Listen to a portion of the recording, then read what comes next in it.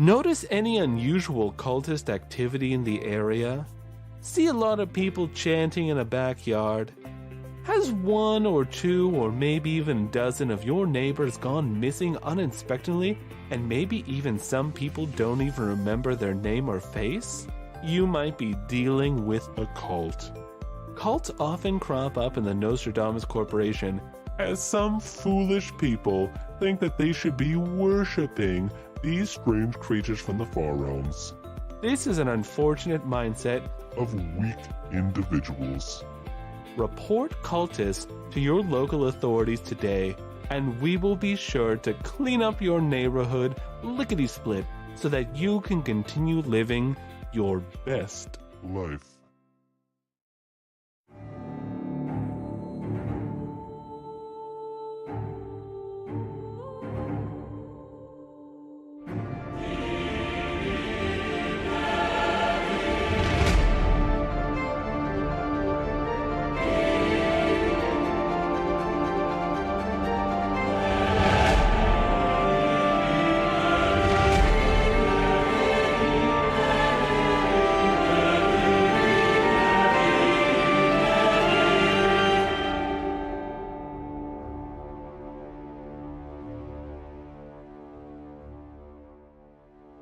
Hello everyone, and welcome to the first episode of Ballad of the Seven Dice's second campaign, Escaping Carcosa.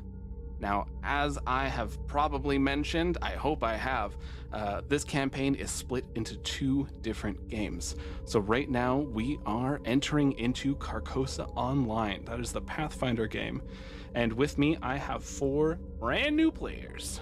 So if you've never listened before, I'm the GM for Rise of Nyarlathotep, the first campaign for Ballad of the Seven Dice.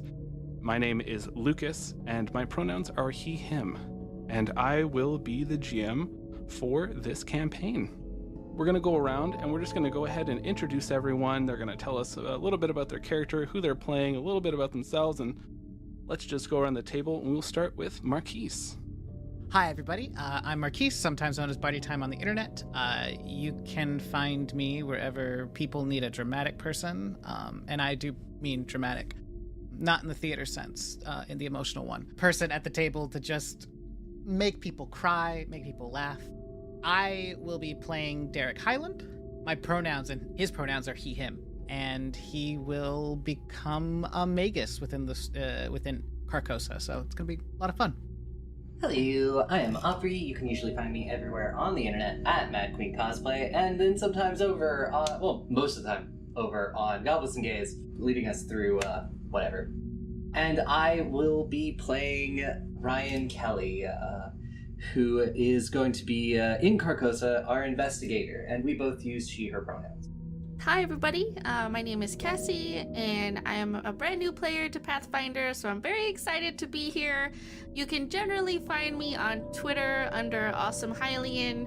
I probably overshare there, so if you're at all interested in reading my online journal, Twitter is where you can find it. I'm also on TikTok under the same name, Awesome Hyland, where I talk about neurodivergence and just generally share thoughts that are on my mind. Looking forward to being in the show for you all. I will be playing Vanessa, who will be a Tengu monk within the world of Carcosa Online. And both of our pronouns are she, her. And Shen. I'm Shen. I guess you won't be able to find me much online because I'll just be outside doing random stuff that I don't even know about. And my pronouns are he, him. Oh, and I'm gonna be playing Loon Cross, a very confused summoner. Well, he doesn't even know what a summoner is. That's the problem. And yeah, that's my introduction. So let's go through each of your stories.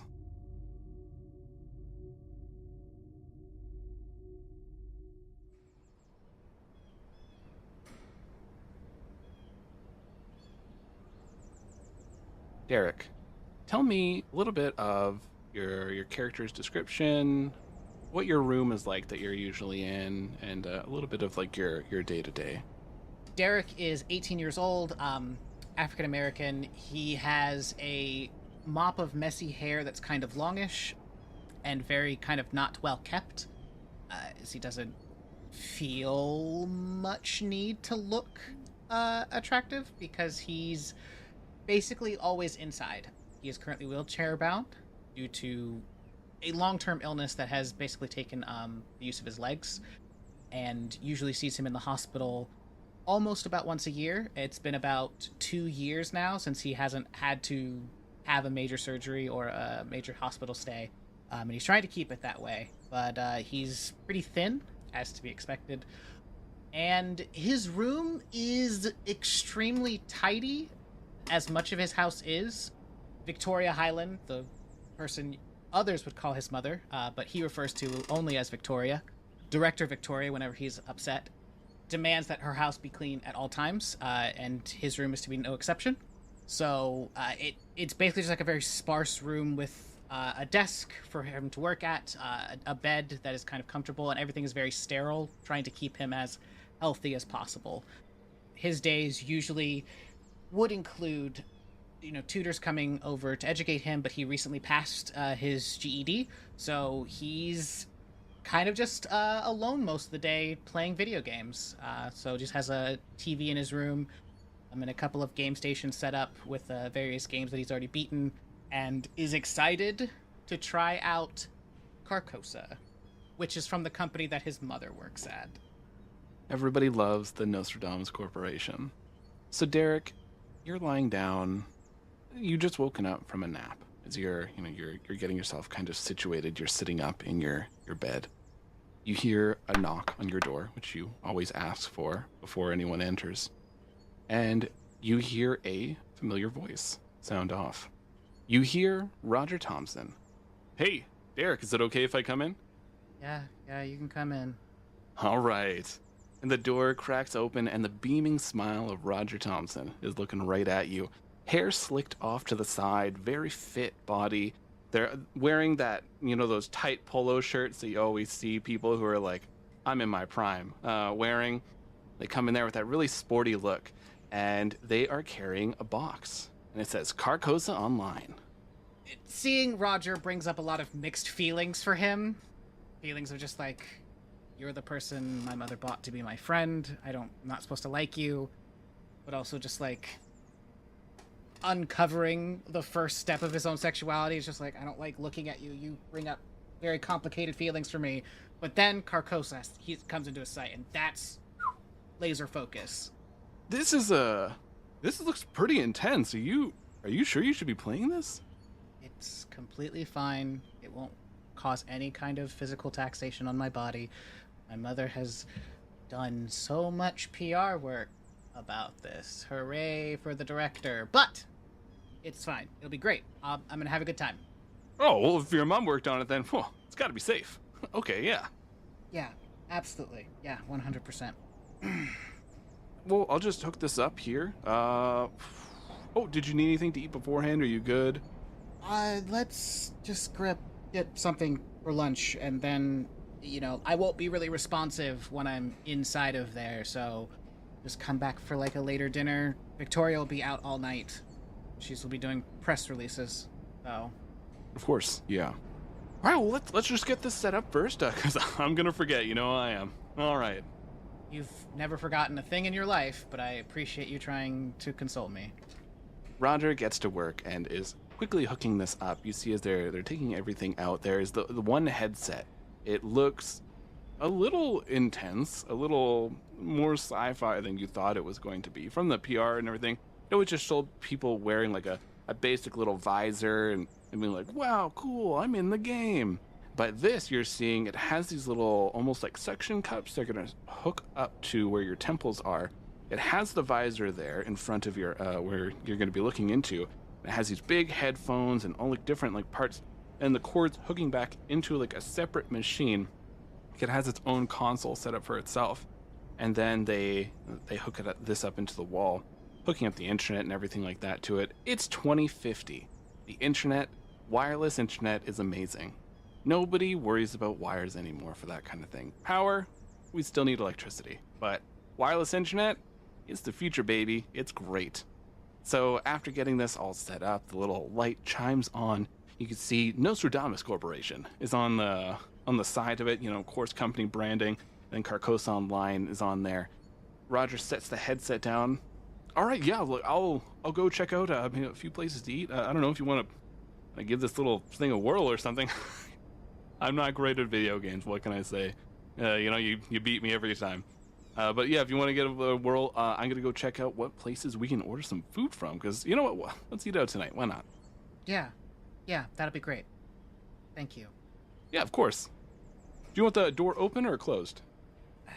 You can keep it open. I'm sure that the director would be extremely upset at you if, she were to randomly come home and my door would be closed. Well, okay, you're not wrong. All right. So the door is left open. Not too much, just like maybe a foot. And then you can hear Derek is, walking around the house trying to get things set up. And you have this headset just right in front of you. He just kind of like looks at it, and if his mouth wasn't so dry, he'd spit. Just like seeing the Nostradamus Corporation logo just kind of lit up, but he doesn't care anymore. He just wants, this is like his ticket to being like the next big video game star. So many games have their number one player, and it's hard for him to become number one because he has to take frequent breaks throughout the day. But this is the one time where like his body is not going to get in the way of being important and loved and wanted. So he just like takes a deep breath and slides it on over his head. You press the power button and you go to lie down as you're worried that maybe you'll fall over or something once you sync up. And as we watch Derek lie down, the light lights up. We see, some images are flicking across the glasses. There's a figure standing in Derek's closet. They're looking out. Pale, pallid mask. White robes. These dead eyes just staring. Roger comes in, back facing the closet. Oh, looks like you're already in it. He needs some fun. I'll leave him in there. And Roger turns off the light and leaves. The light from the console just barely illuminating some of the room, but catching the eyes of the figure as their hand slowly slides out of the closet and moves to the door.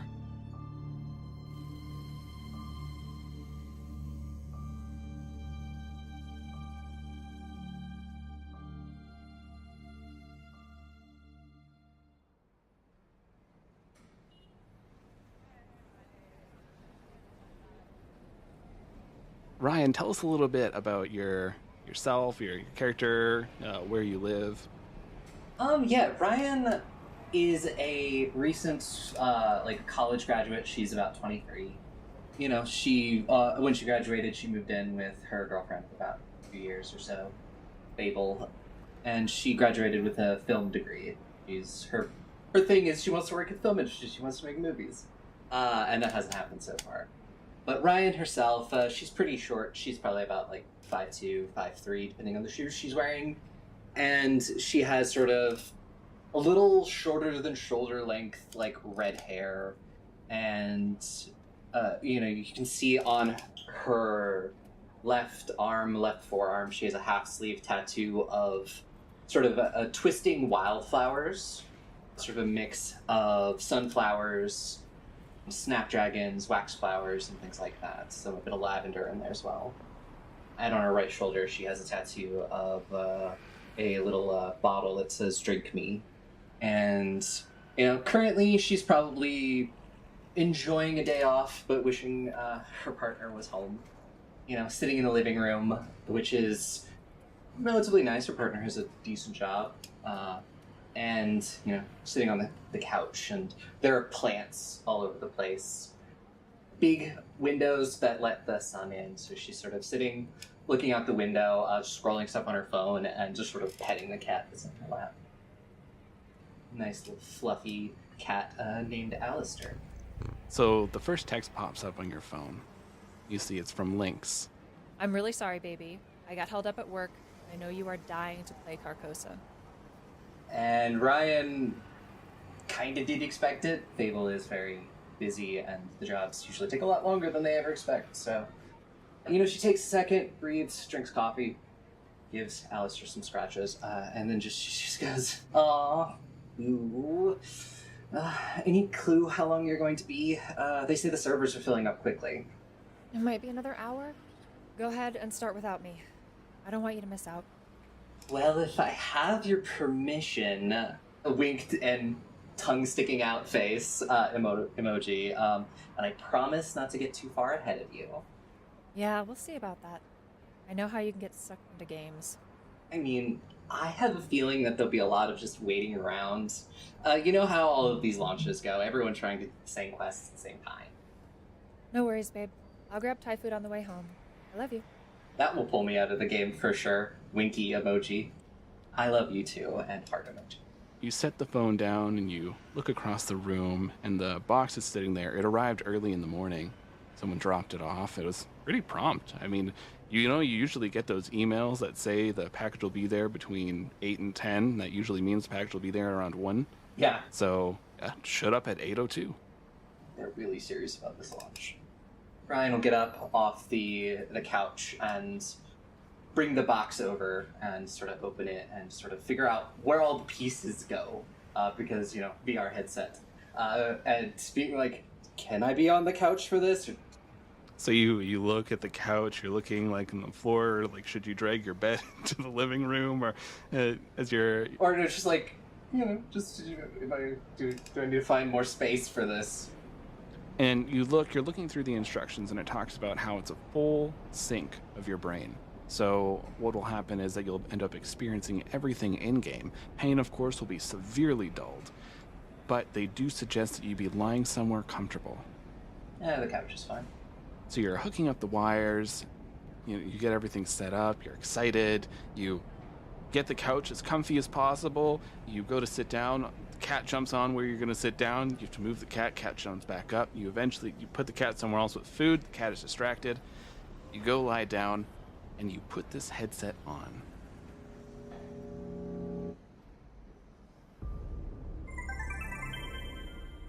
And much like Derek, you see standing directly over Ryan is this figure. Light isn't casting a shadow here. The figure is looking directly down. We can hear softly their breath through their mask as little lights are flickering across the screen in front of Ryan's face. Your eyes are darting around the room.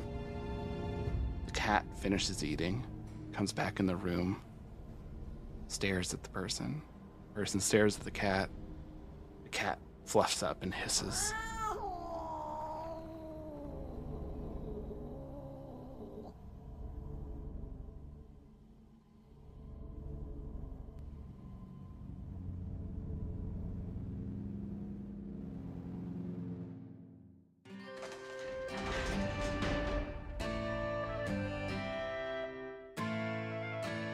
Hello there, travelers, and welcome. I do hope you're enjoying our brand new campaign.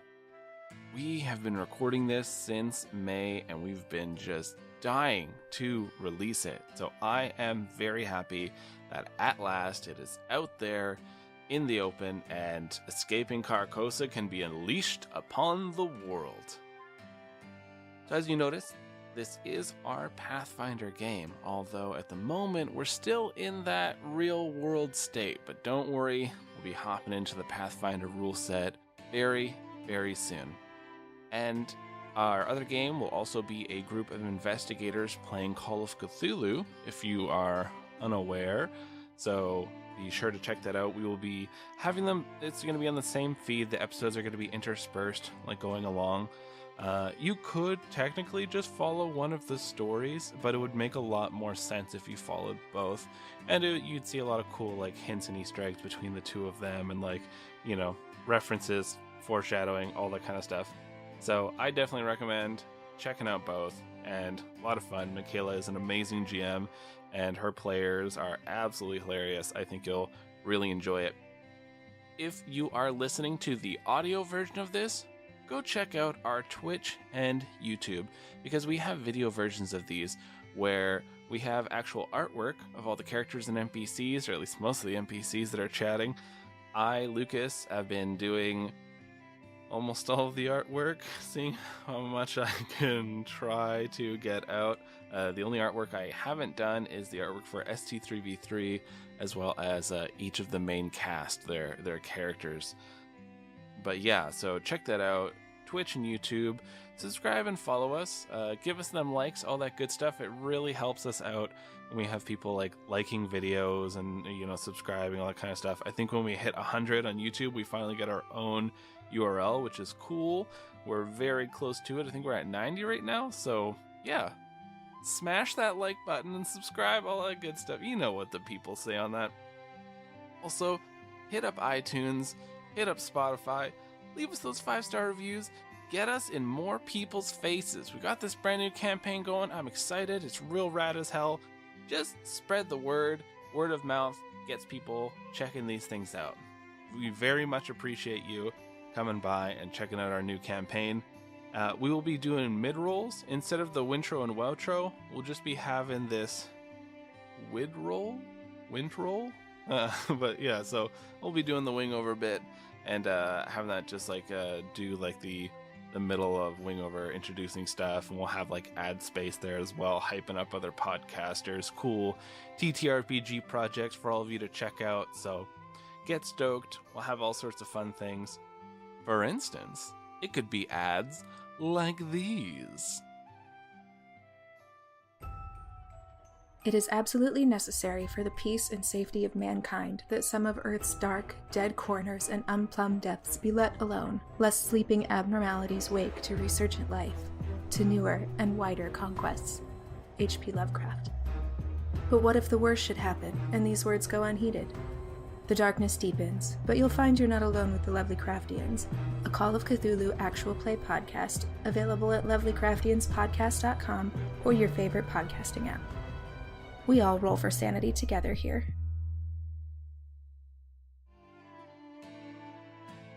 Also, if you want early access to episodes, go check out our Patreon. Our Patreon will have these episodes up. We're going to aim to have them a week in advance. So if you're itching, you want it real soon, you just can't wait any longer, go check out our Patreon. Plus, we have tons of other extra bonus content on there. Audio dramas, all sorts of good stuff that we made that is only on the Patreon. So go check that out. You can join for as little as $1 a month. All right, I've taken up enough of your time, so let's get back to that episode.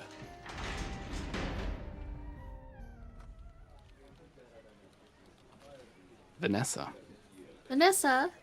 is a sporty woman. She's 25 years old, so she's gone to school.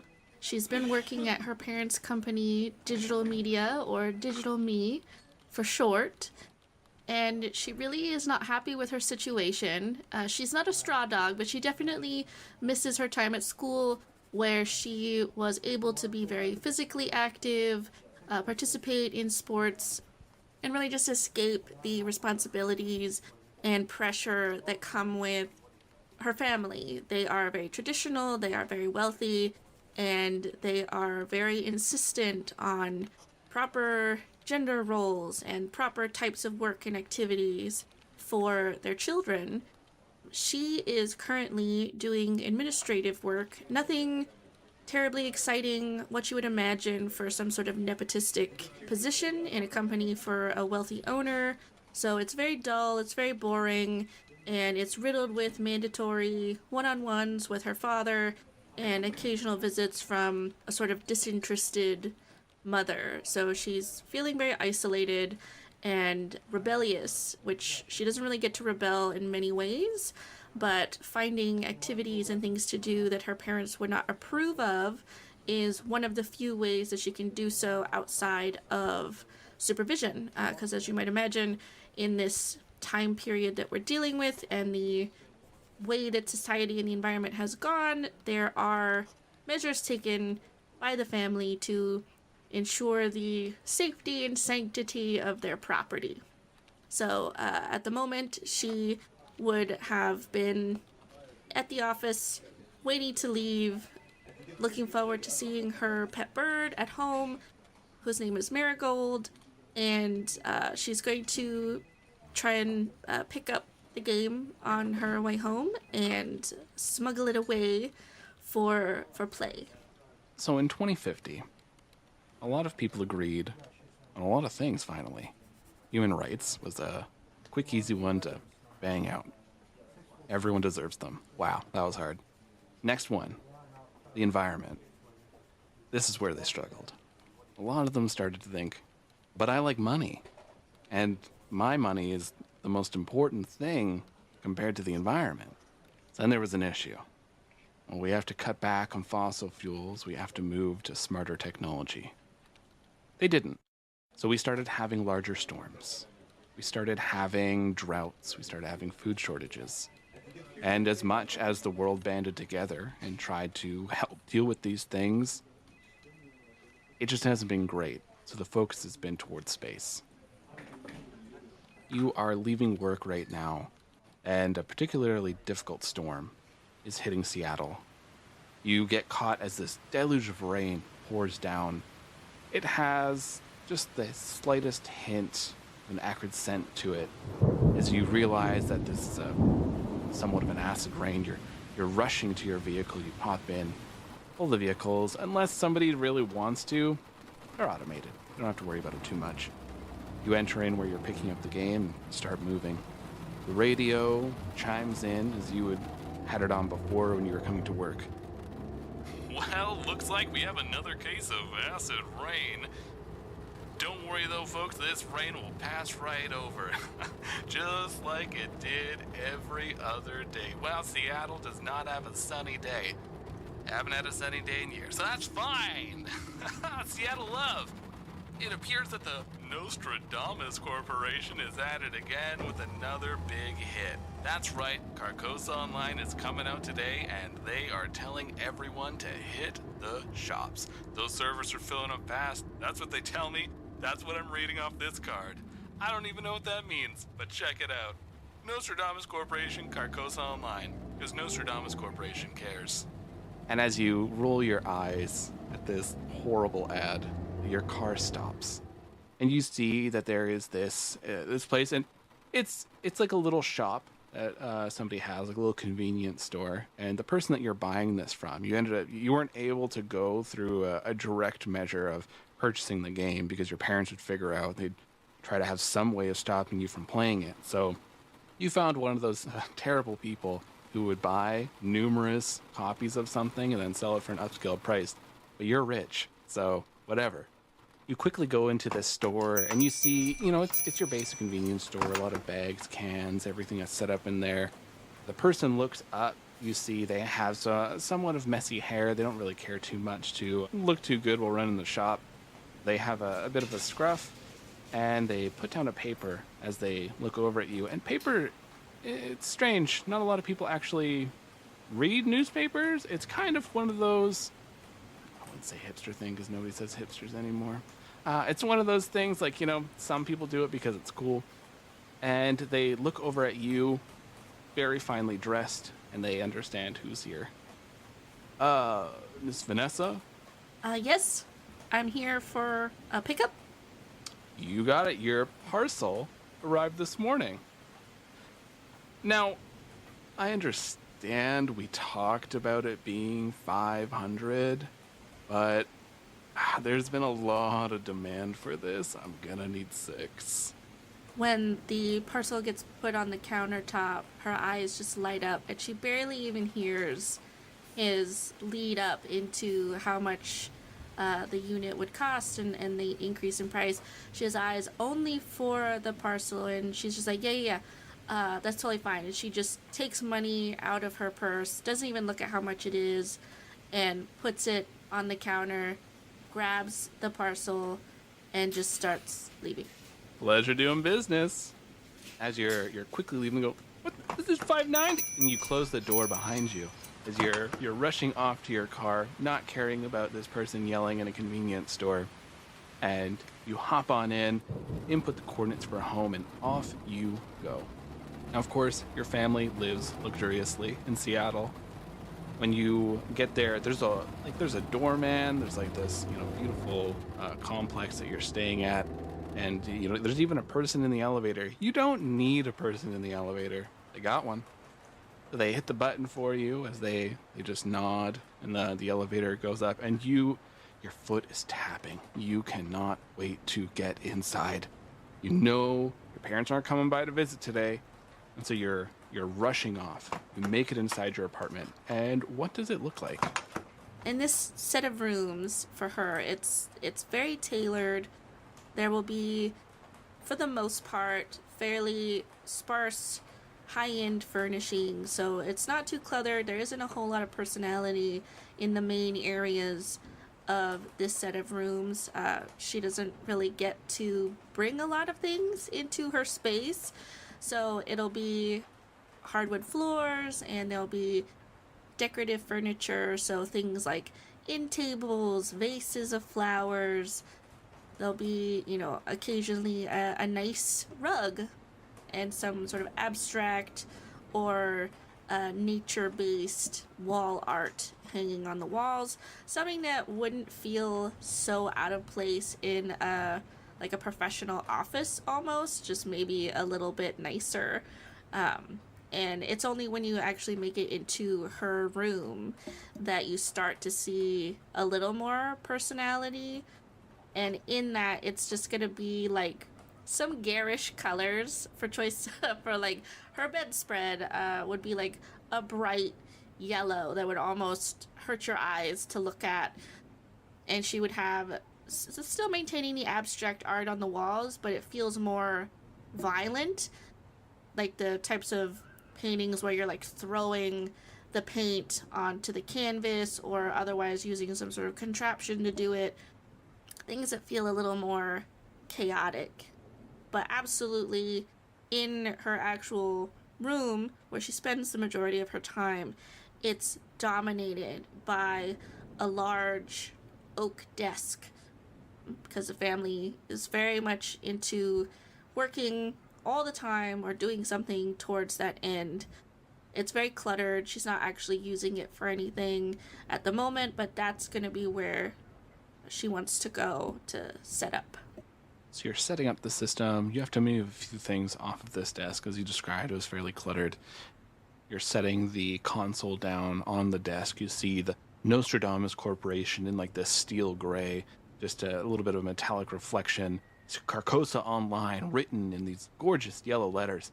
And you are plugging this into the wall, getting the headset all set up. You're so excited. You get into your chair. It's that perfect ergonomic situation. You hit a few things on the side, and it slowly starts to recline for you. And it doesn't tip over. What a marvel of technology. It's 2050, folks. You set on the headset. You feel the little cups suck onto the side of your head as you feel a slight tingle. We see there is one of the people who come by every so often to help clean up in your place. They're hired by your family. Behind them, directly behind them, you see the individual with the white mask, the white robes. The person goes to turn their head. The individual places their hands on the side of this person's head and slowly turns it back. There's a look of fear in their eyes. Can't move their body. They're looking at you, headsets on.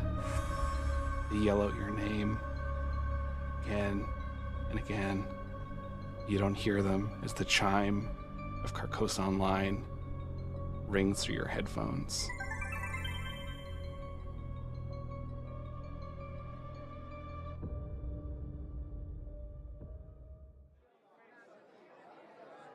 Loon, we're off to the dorms.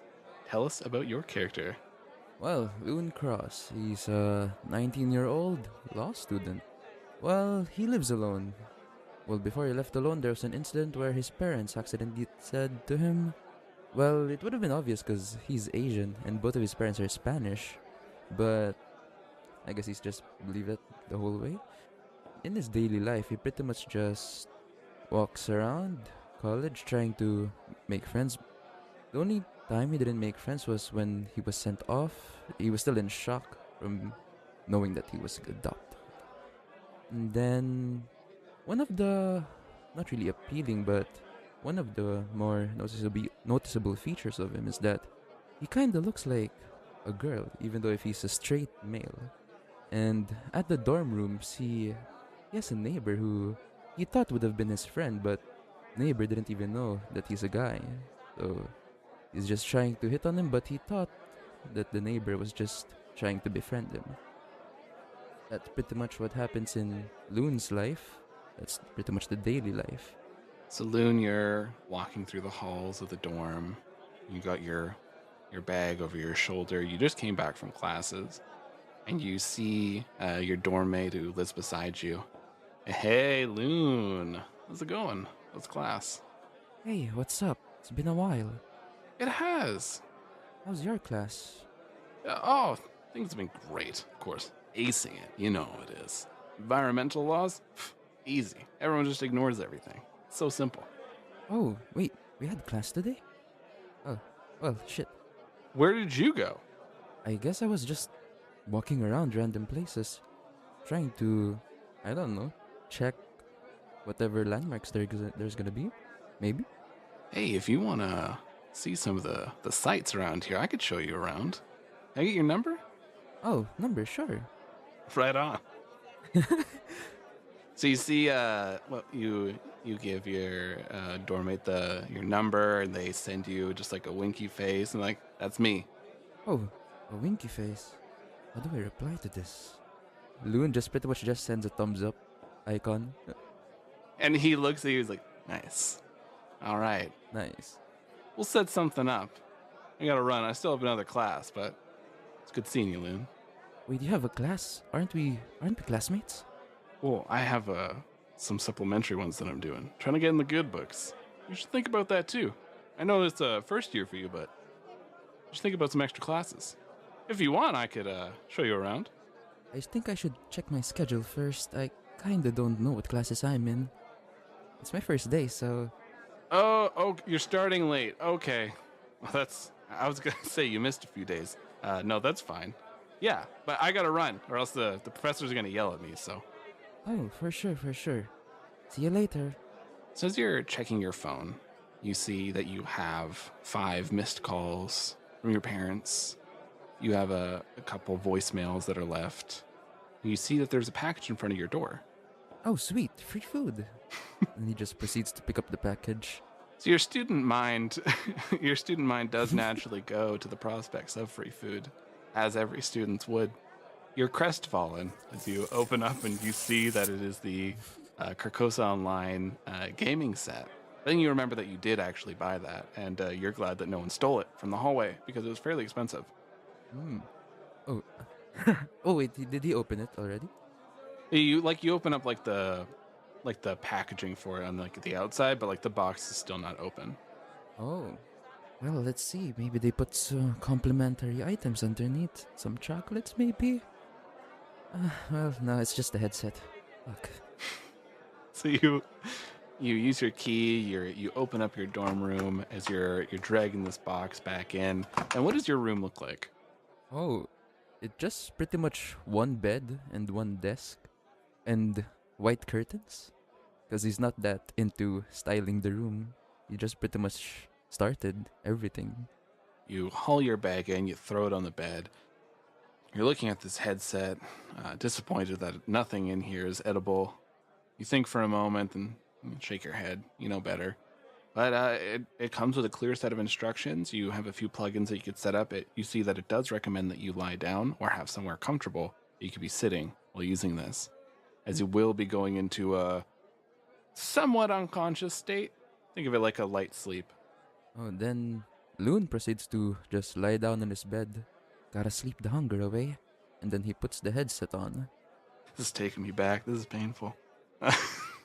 You're setting this up. You're thinking about how it's too far away to the free supper that the university's offering, and you're setting up the headset. You feel it. The little suction cups hook up to your temples as you're making yourself as comfy as you can on a dorm bed. The mattress kind of sucks, and you make sure that your door's locked. You close it. You lie down, and as the little chime comes in, you hear the sounds of the game starting up. You look at your door. There's a shadow on the other side. The handle's tried. The door's locked. We see fingers forcing their way through the door frame. It's too thin for fingers. We hear the snaps and cracks of bones as they slowly are reforming on the other side. Then the thumb bursts through, and the wrist, and it just snaps and cracks, putting itself back together. As it reaches slowly down, unlocks the door. Then we hear the door slowly creak open. As we hear this breathing through this mask, these eyes staring at you when you're lying down. They step into your room, and they close the door. And we hear the click of the lock.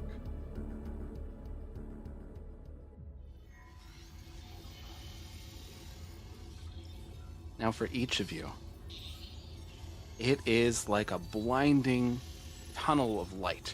Little specks are flying by, some of them blue, some of them pink, green, yellow. Everything is just flying by as you're going through this digital highway.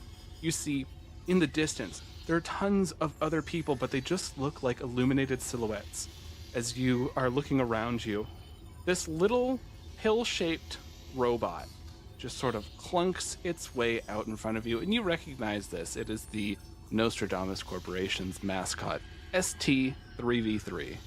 They have a large backpack on. It has all sorts of items sticking out of it. They got a few scuffs on them. It says Nostradamus Corporation. They have this straw hat, and they have this digital smiley face. So first up is Derek. Derek, you step in and you hear, Hey, new user! My name is ST3V3. I hope you're excited for Carcosa Online. I would be so much more excited if I didn't have to hear your voice, Steven. That's too bad. And it's ST3V3. I run the show here. Thanks, Steven. What do I need to do? Well, look at this array of different species you can choose from. Which one would you like your character to be? Can we combine species? Why not? Derek selects the human one and selects the fancy, and just brings them together. Oh, we're going for Catboy. Okay. You don't need to say it out loud. You don't have to talk about all my choices. I'm afraid I do. Next up, let's choose your character's class. I think this one should be good for PvP. Picking the Magus. Alrighty, Magus it is. Wow, you're gonna be a fun person to be around. I already feel your energy from here. You stop feeling anything about me, Steven? My sensors won't let me. Alright, get ready for a Carcosa Online. I'm ejecting you now. Bye, Steven. and we move over to Ryan. Ryan, same situation happens. This little pill-bodied robot comes out. Hey, new user. Hello. Oh, this one's nice. Hi. My name's SD3V3. Ryan, nice to meet you. Alright, Ryan. I hope you're excited to choose and create your character.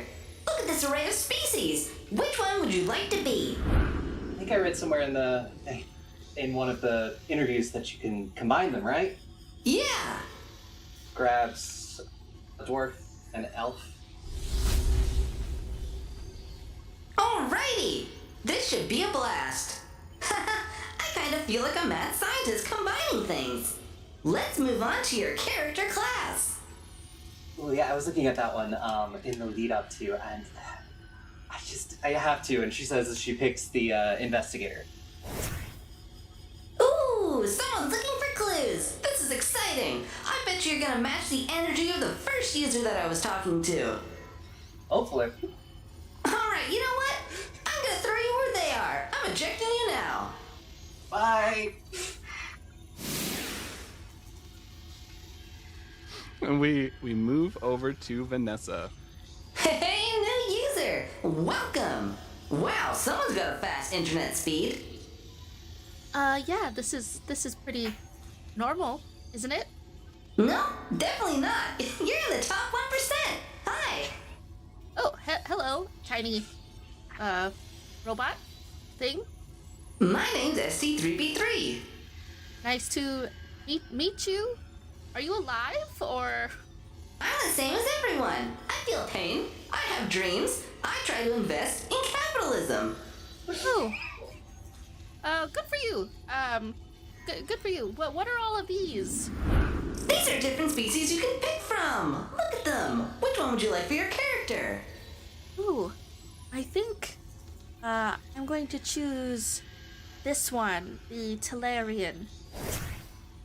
Perfect. Someone wants to be a bird and soar. How about character class? She's gonna look up and down the rows, and when she sees the one she wants, she's gonna go, aha, I want this one. This one is the best one, and she grabs onto, as much as she can grab onto, the monk tile. Someone always dreamed of punching someone in the face. I completely understand. On the daily, tiny robot, on the daily. All right, I'm detecting good vibes from you at 98.3%. This is matching up to the other two players I just talked to, who had great spirits. I'm ejecting you now. Bye. And we go over to Loon. By the way, is the robot short? Oh yeah, definitely, probably like around 3 feet tall. Oh. Hey, new player. Oh, finally. Oh, wait, you're not human. I thought I finally found someone as short as me. But, What? oh. What? Don't worry, you won't have to deal with a silly organic human. I'm ST3B3. I'm here to help you create your character. Oh, I forgot I'm in a game. Well, sure.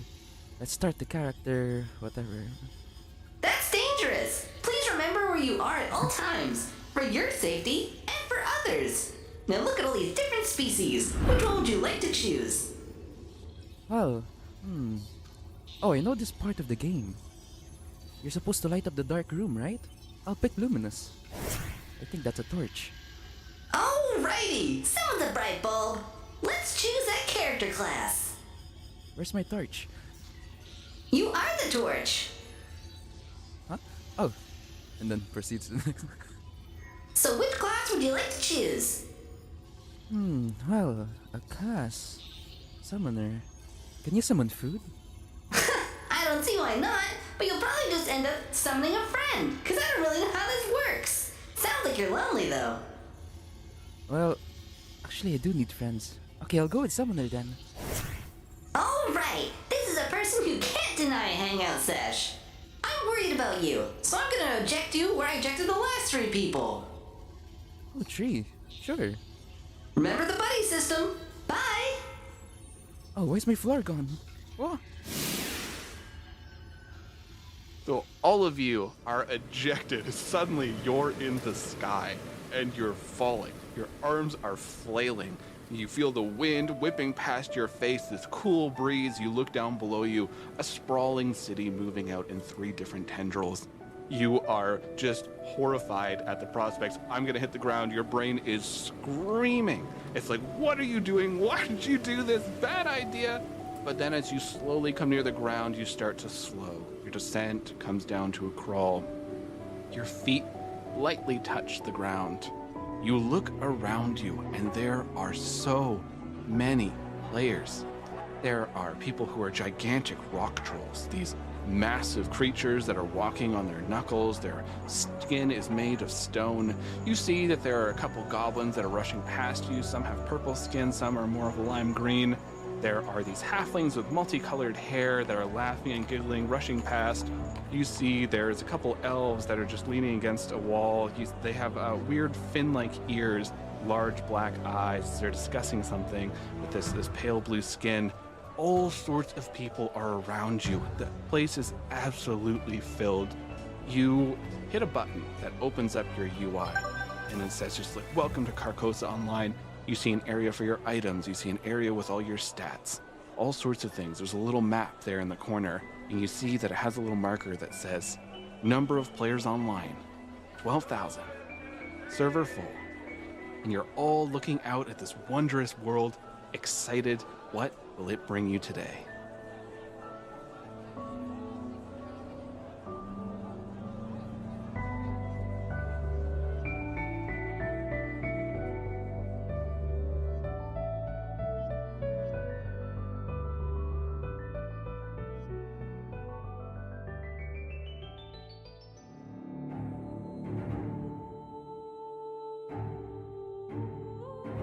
Escaping Carcosa is brought to you by the Ballad of the Seven Dice Network. Follow us on Twitter, Facebook, and Instagram by searching Ballad of the Seven Dice. Supporting our Patreon helps us pay for the show, such as hosting, equipment, and additional content for you to enjoy. Our Patreon is pay what you want and contains behind-the-scenes footage, audio dramas, one-shots, and more.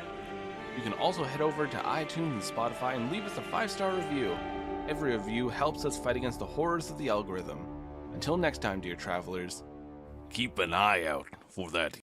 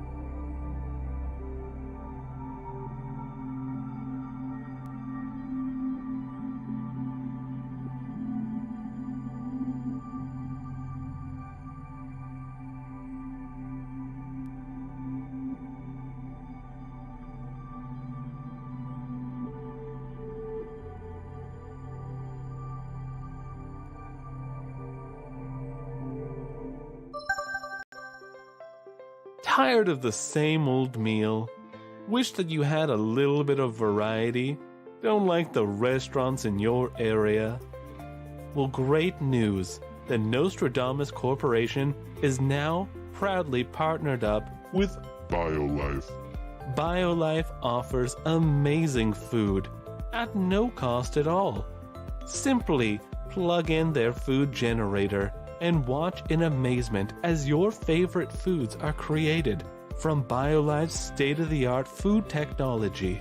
Don't just have a normal meal. Have a BioLife meal.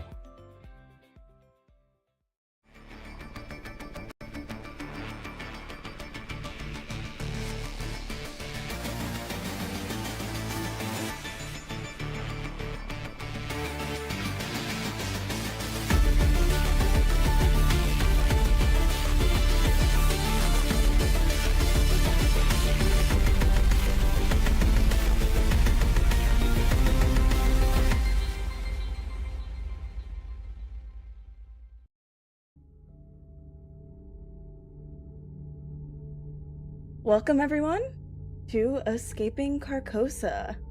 So as you all likely know by now, this is a campaign, a game that is split into 2 campaigns. So for this side of the campaign, I am Michaela, the Keeper, who will be running the Call of Cthulhu 7th edition version, where our players are playing in Carcosa offline. So our investigators are based in Seattle, Washington. And speaking of, let's meet our lovely new players for this game. We'll go ahead and go around. Everyone can introduce yourselves, where we can find you, and you can tell us briefly about your investigator. So I'm Jack.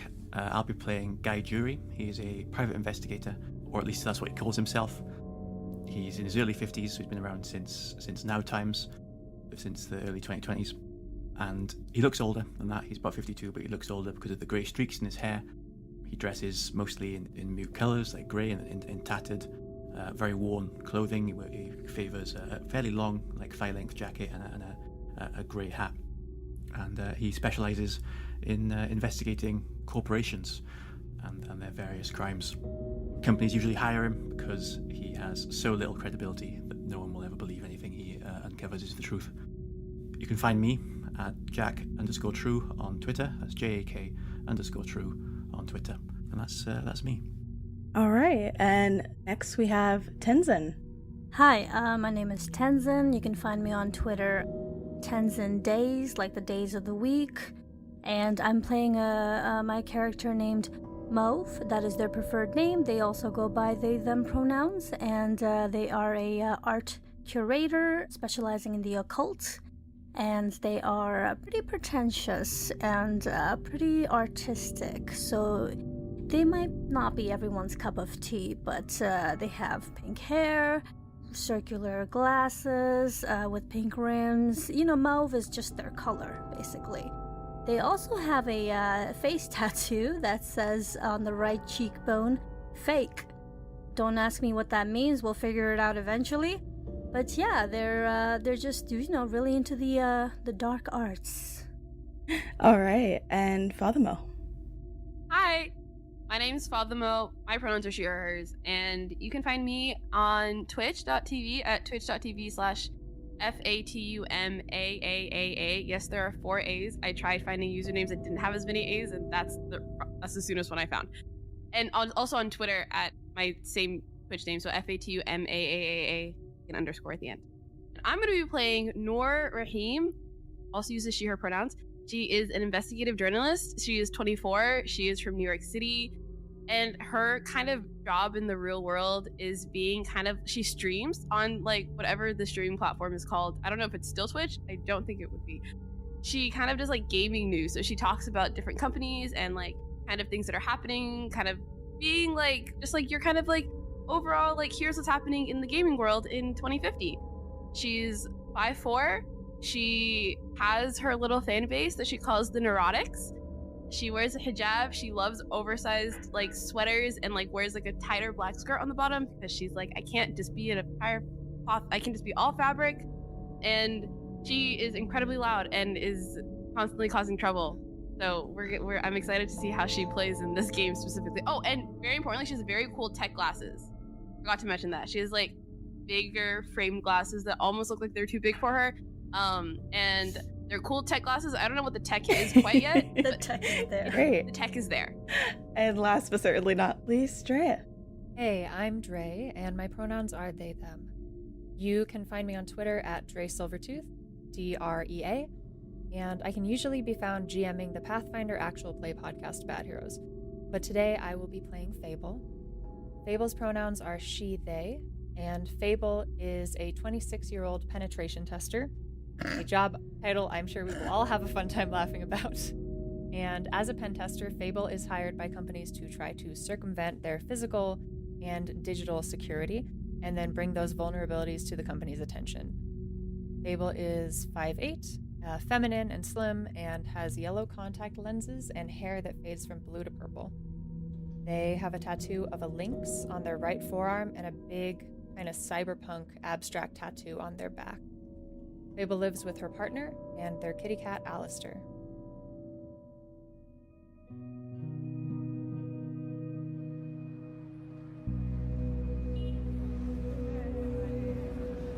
We come into this Seattle, Washington.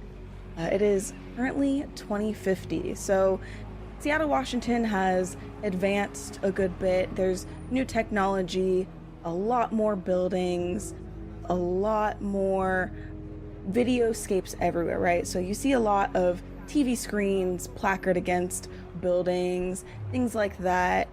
The general lifestyle in Seattle overall, as far as, you know, wellness goes for everyone and like civil liberties, things like that, things are good. But unfortunately, we have not done a good job of taking care of the planet itself.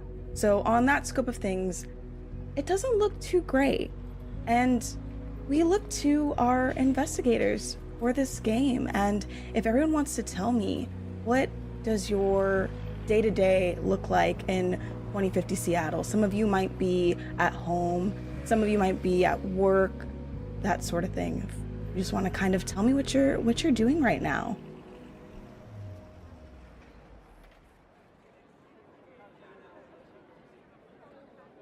Mauve is their preferred name, and they are at work. It is early morning, and they like to get in early in terms of making sure to open up the gallery, dusting off whatever, is collecting dust, and making sure frames are in a proper position, getting the brochures out in the front, and just getting their scripting ready for all of the pieces and knowing what to say about them. So, the goal is to, sell these works of art and to make sure that people believe the words that they're saying when it comes to historical facts or what the artist felt or thought in the process of the creation, or just basically learning to bullshit most of it.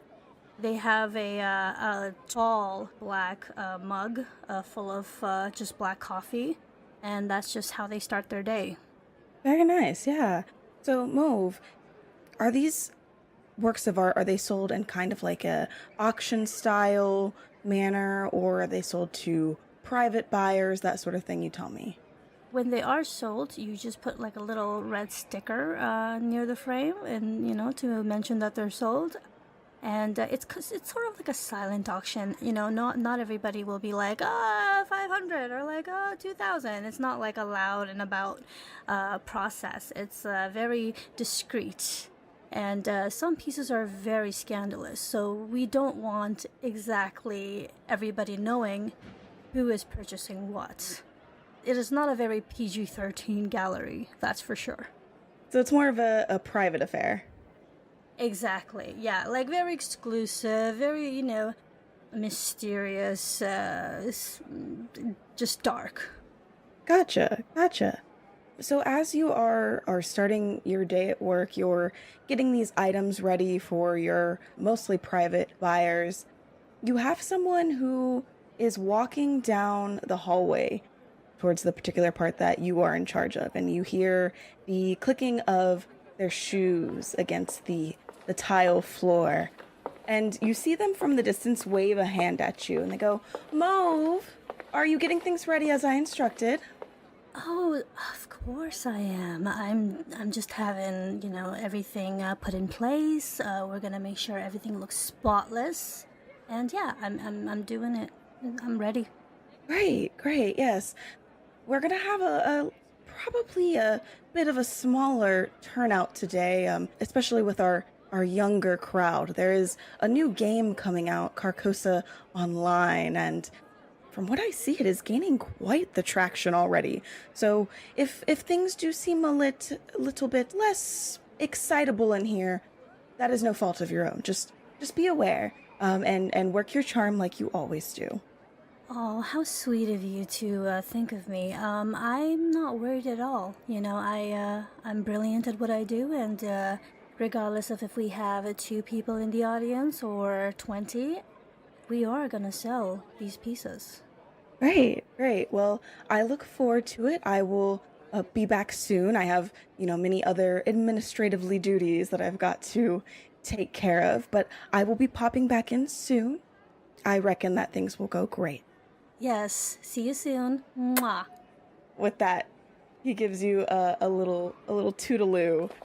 And you know this as Xavier. He is the administrator of the museum that you work at, which happens to be the Burke Museum of Natural History and Culture in Seattle.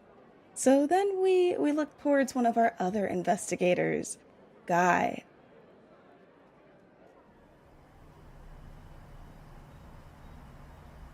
What is Guy doing? How early is it right now? It is probably about 11 a.m. About 11 a.m. There's a loud beeping can be heard from the inside of a storage container, away from the hustle and bustle of most of the city probably, and just followed by a grumble of just fuck off, fuck, fine, okay, I understand, phone, I understand. And then the beeping stops, and Guy wakes up on the ground, as usual, inside his storage container next to the fairly well-kept mattress that is usually made, because he very rarely manages to get into it of an evening. Guy pushes himself slowly to his feet, feeling his knees and his elbows aching. Once again, remembers to attach his prosthetic thumb, which is usually strewn somewhere along the floor, and uses it to light his first cigarette of the day, which was probably already in his mouth and half smoked from the night before.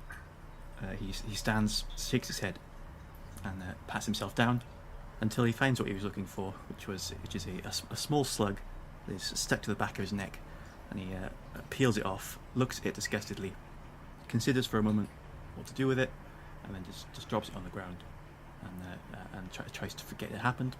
No one's seen it. Didn't happen. No one's ever seen it but me. It's not real. Okay, let's go. And he goes to the front of the storage container, pulls up the grate, and greets the bright light in a very disgruntled manner, and just stares at the sun for maybe up to a minute before his eyes adjust. And he just walks out. He pulls on his jacket and his hat, which he'll take out from the corner of the storage container, which is just full of a whole bunch of old junk from the early 2020s. He's got a PS5 in there, a ukulele with half the strings missing. Just lots of bits and pieces from his past that he's managed to collect over time. And he heads out into the alleyway, wanders down the street looking for something to investigate. Probably he's going to head his way over to Moe's Gallery eventually, because that's usually where he ends up on his walks, but it could be a few hours until then. There's something nagging at the back of his mind today. It feels like something important is going to happen right now. I think as you opened, your storage unit to welcome the bright light inside and take your stroll down the road, I imagine that there is a rather large collection of slugs and snails kind of lined up right at the barrier of this storage space. So, if you creeped their way in and you thought that was the end all be all for the day, but no, unfortunately there were many more waiting to greet you just as the sun did. And they definitely rain down, and a few of them land on his hat and stick. Oh no. From above as he gets out of the storage unit. you're heading down. You said you are heading likely in the general direction of Mauve's Gallery, this museum that they work at. And along the way, do you generally stay in an area where I know that Guy doesn't particularly like technology, but do you also try to stay away from it in your day-to-day? Are you walking by stores that by any chance have TVs, in the windows playing the news or the like or anything like that? He spends at least part of his day every day staring at technology angrily, trying to figure it out. So he might stand in front of a billboard as things play across it and just look at it, narrow his eyes and just get in people's way in the street, refuse to move for anyone. You take this time out of your day to angrily scorn at technology and see if you can figure it out any. Doesn't really seem any clearer, but you do notice playing in some of the windows and on the billboards, there is a banner going across a lot of the screens saying, Carcosa Online, officially live today. You know what? We will do our first roll, I think, of the game. If you want to give me a luck roll. Cool. My luck is currently at 60. 18. Nice. Yeah, so that's going to be a great success. While you're scanning this technology, generally technology isn't too kind to you, so you don't pay it too much mind. You look at the images flicker over the screens as you usually would, and then go about your day.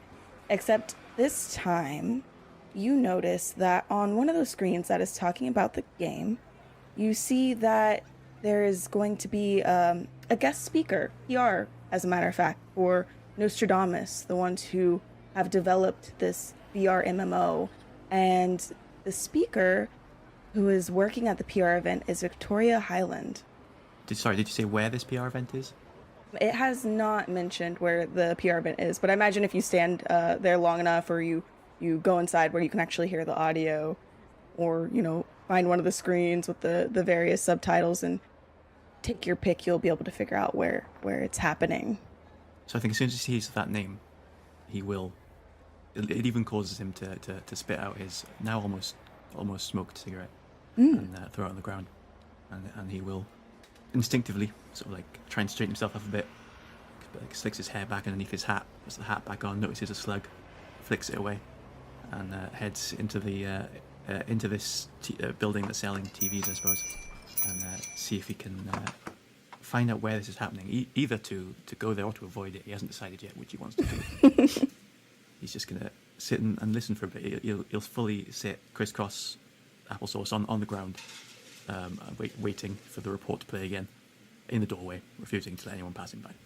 As you're sitting there in the doorway, it's about to pop up again where this PR event is taking place, and we shift over to Fable.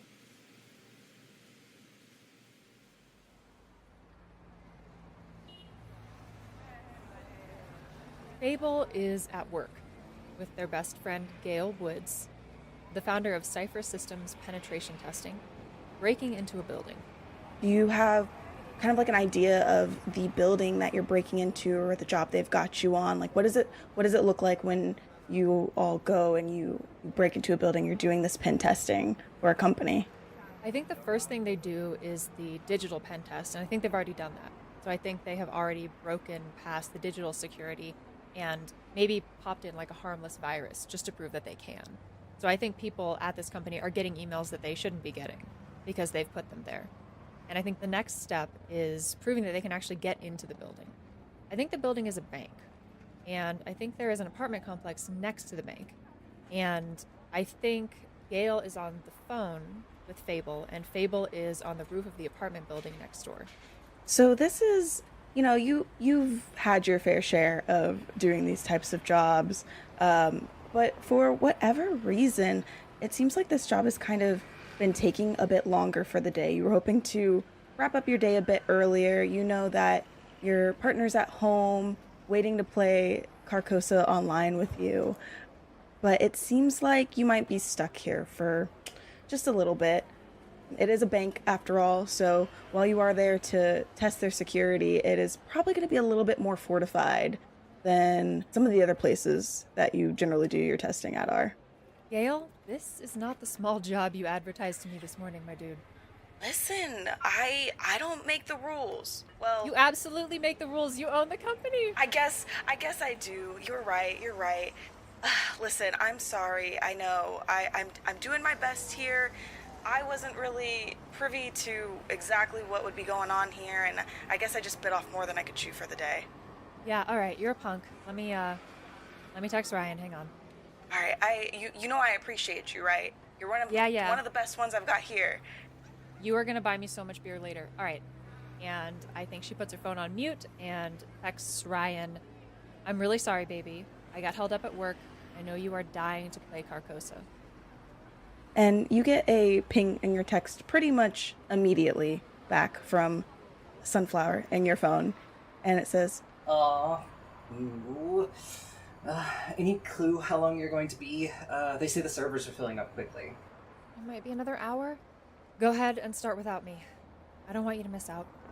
Well, if I have your permission, a winked and tongue sticking out face emoji, and I promise not to get too far ahead of you. Yeah, we'll see about that. I know how you can get sucked into games. I mean, I have a feeling that there'll be a lot of just waiting around. You know how all of these launches go, everyone trying to do the same quests at the same time. No worries, babe. I'll grab Thai food on the way home. I love you. That will pull me out of the game for sure. Winky emoji. I love you too, and heart emoji. And with that, Gail immediately grabs your attention. All right, come on. We'll get you home as quick as we can. Let's finish this job. Yeah, all right. Okay, so... All right, what's the inside like? Cameras, obviously. Locks, naturally. I got the physical ones. You pop the digital ones. Usual thing? Yeah, I think that'll work for me. Okay. I think, and she pulls up binoculars and takes a closer look. I think I can get in on the roof. It's a short jump, and the lock on the roof side door looks mechanical, not digital. There's a camera, though. Can you see it? Yeah, I've got my sights on it. Babel stands up and pulls a hood over her head and pulls a mask over her face. The mask has LEDs, like blue LEDs in the shape of animal teeth. She pulls the hood down low enough that hopefully the facial recognition software that usually works will have trouble detecting her as a face. She walks up to the edge of the apartment building and she jumps. I was thinking about making you roll for it, but I think... Roll. Yeah, you want to go ahead and roll for it? If I roll bad, I die. Okay. Oh, no. Let's see. Okay, I got a 34. Just shy of a little bit better than just a basic success, but you definitely make the jump. You're well aware of how to do these jobs. You do parkour in your free time. You do parkour during work. Jumping is no big deal to you. And you make your jump. They do a little roll when they land to make it a little easier on their knees, and they approach that roofside door and pull out a lockpick. It's a mechanical old lock. That's probably the oldest part of the building. After a little while, they manage to pop it open. With that, you and Gail, you work on the job, you do what you're supposed to do, and you continue to work your way through this pen testing job as we look over to our final investigator, Nor.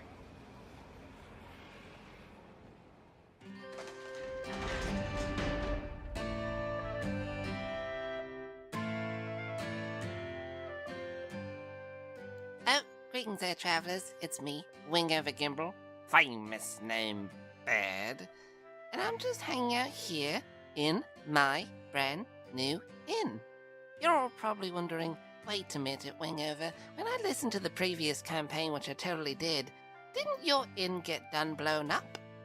Well, yes, there was a giant aberration in the sky and it consumed 95% of the planet, but that doesn't matter. Don't even worry about a thing like that. We have a brand new inn, the Inn of the Seven Dice, and it travels wherever I need to go. It's incredibly convenient for a story purpose. So things have been a little bit crazy. I haven't heard from the innkeeper Michael in quite some time, but hopefully things are okay. Once I got over my concussion, I started feeling really good. All I needed to do was sleep for quite a while. I think I lost a month or two. But but I think it's fine. For those who don't know me, I am Winger the Gimble, famous name Bad, and I'm just here to tell you the wonderful story, this new story, Escaping Carcosa. Now, this tale, as you've already seen, is taking place with two different groups of heroes. And right now we are in Seattle. This is a strange land of 2050, and to give a little bit of a backdrop, the land of 2050 Earth times is good and bad. The environment has received a good, hefty punch to the gut, and we're kind of at the spot where there's no turning back. You can slow it down, but we're gonna hit that day after tomorrow moment before you even know it. Everyone's just kind of freaking out, so a lot of society has been focusing on two things. One, space travel. Gotta get up there, find some new cool planets. And two, entertainment, because humans go a little nutty when they get very bored and they start doing absolutely terrible things. So, gotta keep them entertained. Thus, Carcosa Online. So yeah, there's a good reason for why Carcosa Online came about. Humanity trying to figure out, how do we not be super bored in space? Alright, travelers, now that we know a little bit about Seattle 2050, I just want to tell you, if you want to help support the show, you can head on over to the iTunes or the Spotify and leave us a wonderful review there. 5 stars, of course, help appease the gods of the algorithm and their dark and terrible ways. Anything less angers them and they cast us out into the void of podcastery. Also, we have a Patreon. So head on over to our Patreon. It's pay what you want, with I think $1 as the minimum. And we have all sorts of things on there. Audio dramas, one-shots, updates from behind the scenes, artwork, all sorts of cool stuff, and all the money goes to helping with maintenance, upgrading equipment, and all the labor that goes in behind creating these wonderful shows. So check out our Patreon. Alright, travelers, I got one of those reviews, a little piece of fan mail here. Let's see. It says, good podcast, 5 stars. Let's see here. It is a very good podcast by Yellow Named Dead from Switzerland. Well, if any of you can pronounce this name better than me, by all means, let me know. How's it spelled, Wingover? JELELNYDMMDDO with the 2 little dots above it, L and D. If you can pronounce that better, you know what? Send us the first few people to send us an audio clip will send you something. So go ahead and show us your pronunciation skills, because just a gnome bard. Alright, travelers, I was gifted a wonderful little radio contraption from a strange metallic person named ST3V3. And the good news is, I got it, when I say gift, it was just a heavy, heavy sale. Only 10 gold, and it brings all sorts of wonderful transmissions. And the best news is, it's only slightly cursed. That is the best kind of sale. Alright, let's see what kind of things it will show us. Just gonna turn it on here. Hey, I'm Dre Silvertooth, and I'm a GM. You should absolutely come listen to our podcast, because I have the best heroes. They're hunting curses for the Queen of Vire, and it's going great. I got 5 hit points. I have a plan. Is it to write my eulogy? They make really good choices. Oh God, why did I do that? It's all according to plan. Textbook success. She did fall 45 feet in full armor, though. Well, fine. They are bad heroes. I have 4 very bad heroes on my podcast. But they are hilarious. Come check us out at badheroescast.com or find Bad Heroes wherever you get your podcasts. Well, that was pretty neat. I guess that's the kind of joy you get when you have slightly cursed utilities. Well, travelers, I must be off. Let us go enjoy the rest of this tale. I bid you all adieu.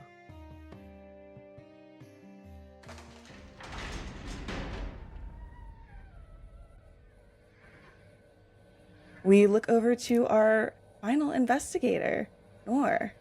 Okay, so if it's 11 a.m., I think Nor actually just started streaming for the day. I think you picked the perfect time. If you to like 8, I'm like, she's passed out.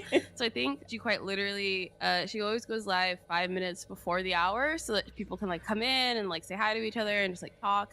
And then right at the hour, she's like on camera and is like, yo, what's up? So I think she's like actively on screen right now, being like saying hi to everyone.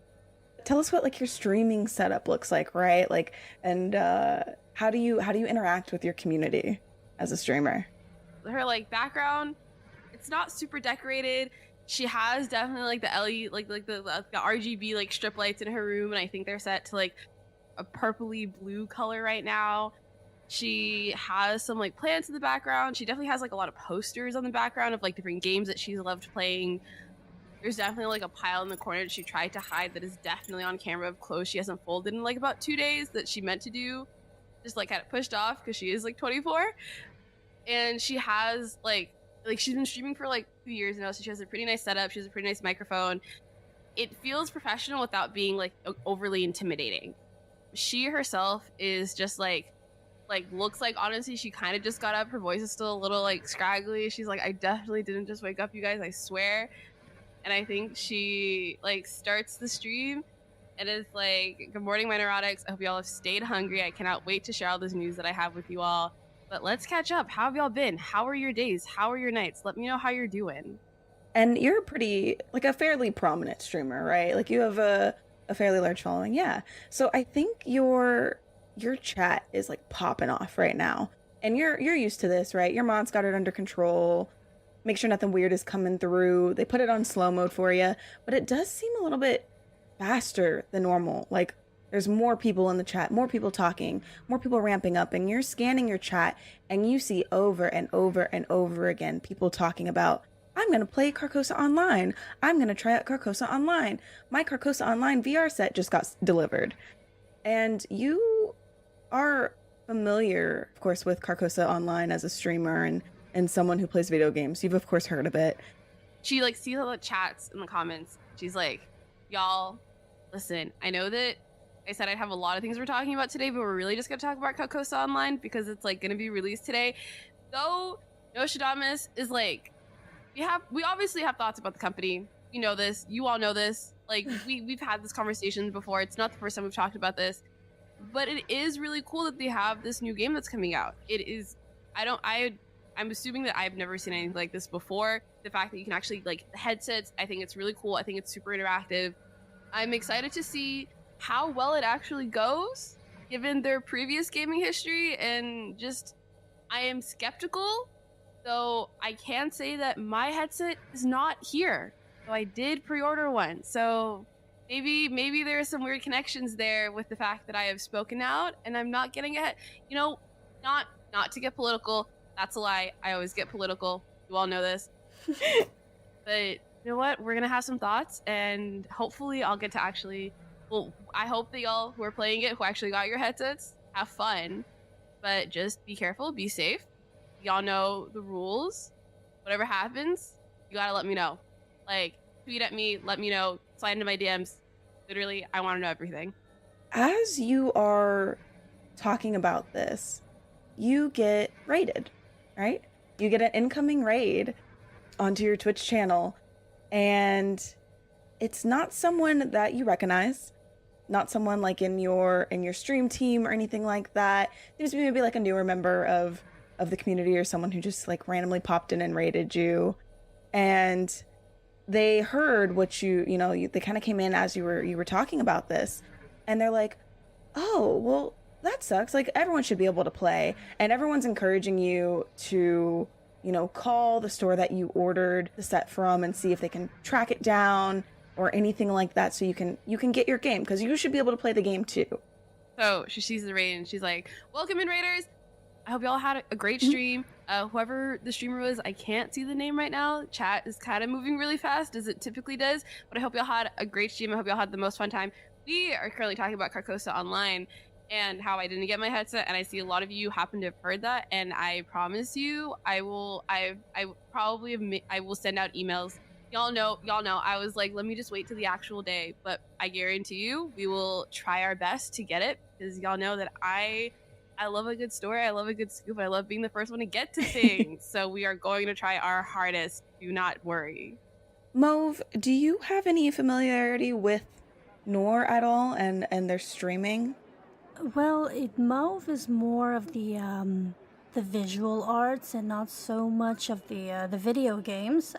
Maybe not, like they like the still art form. Yeah. As compared to a moving one, unless it's live. So yeah, it's they have heard about the streamer Nor here and there, but nothing of substance that they have latched onto. Mauve, you were taking a break for a bit there.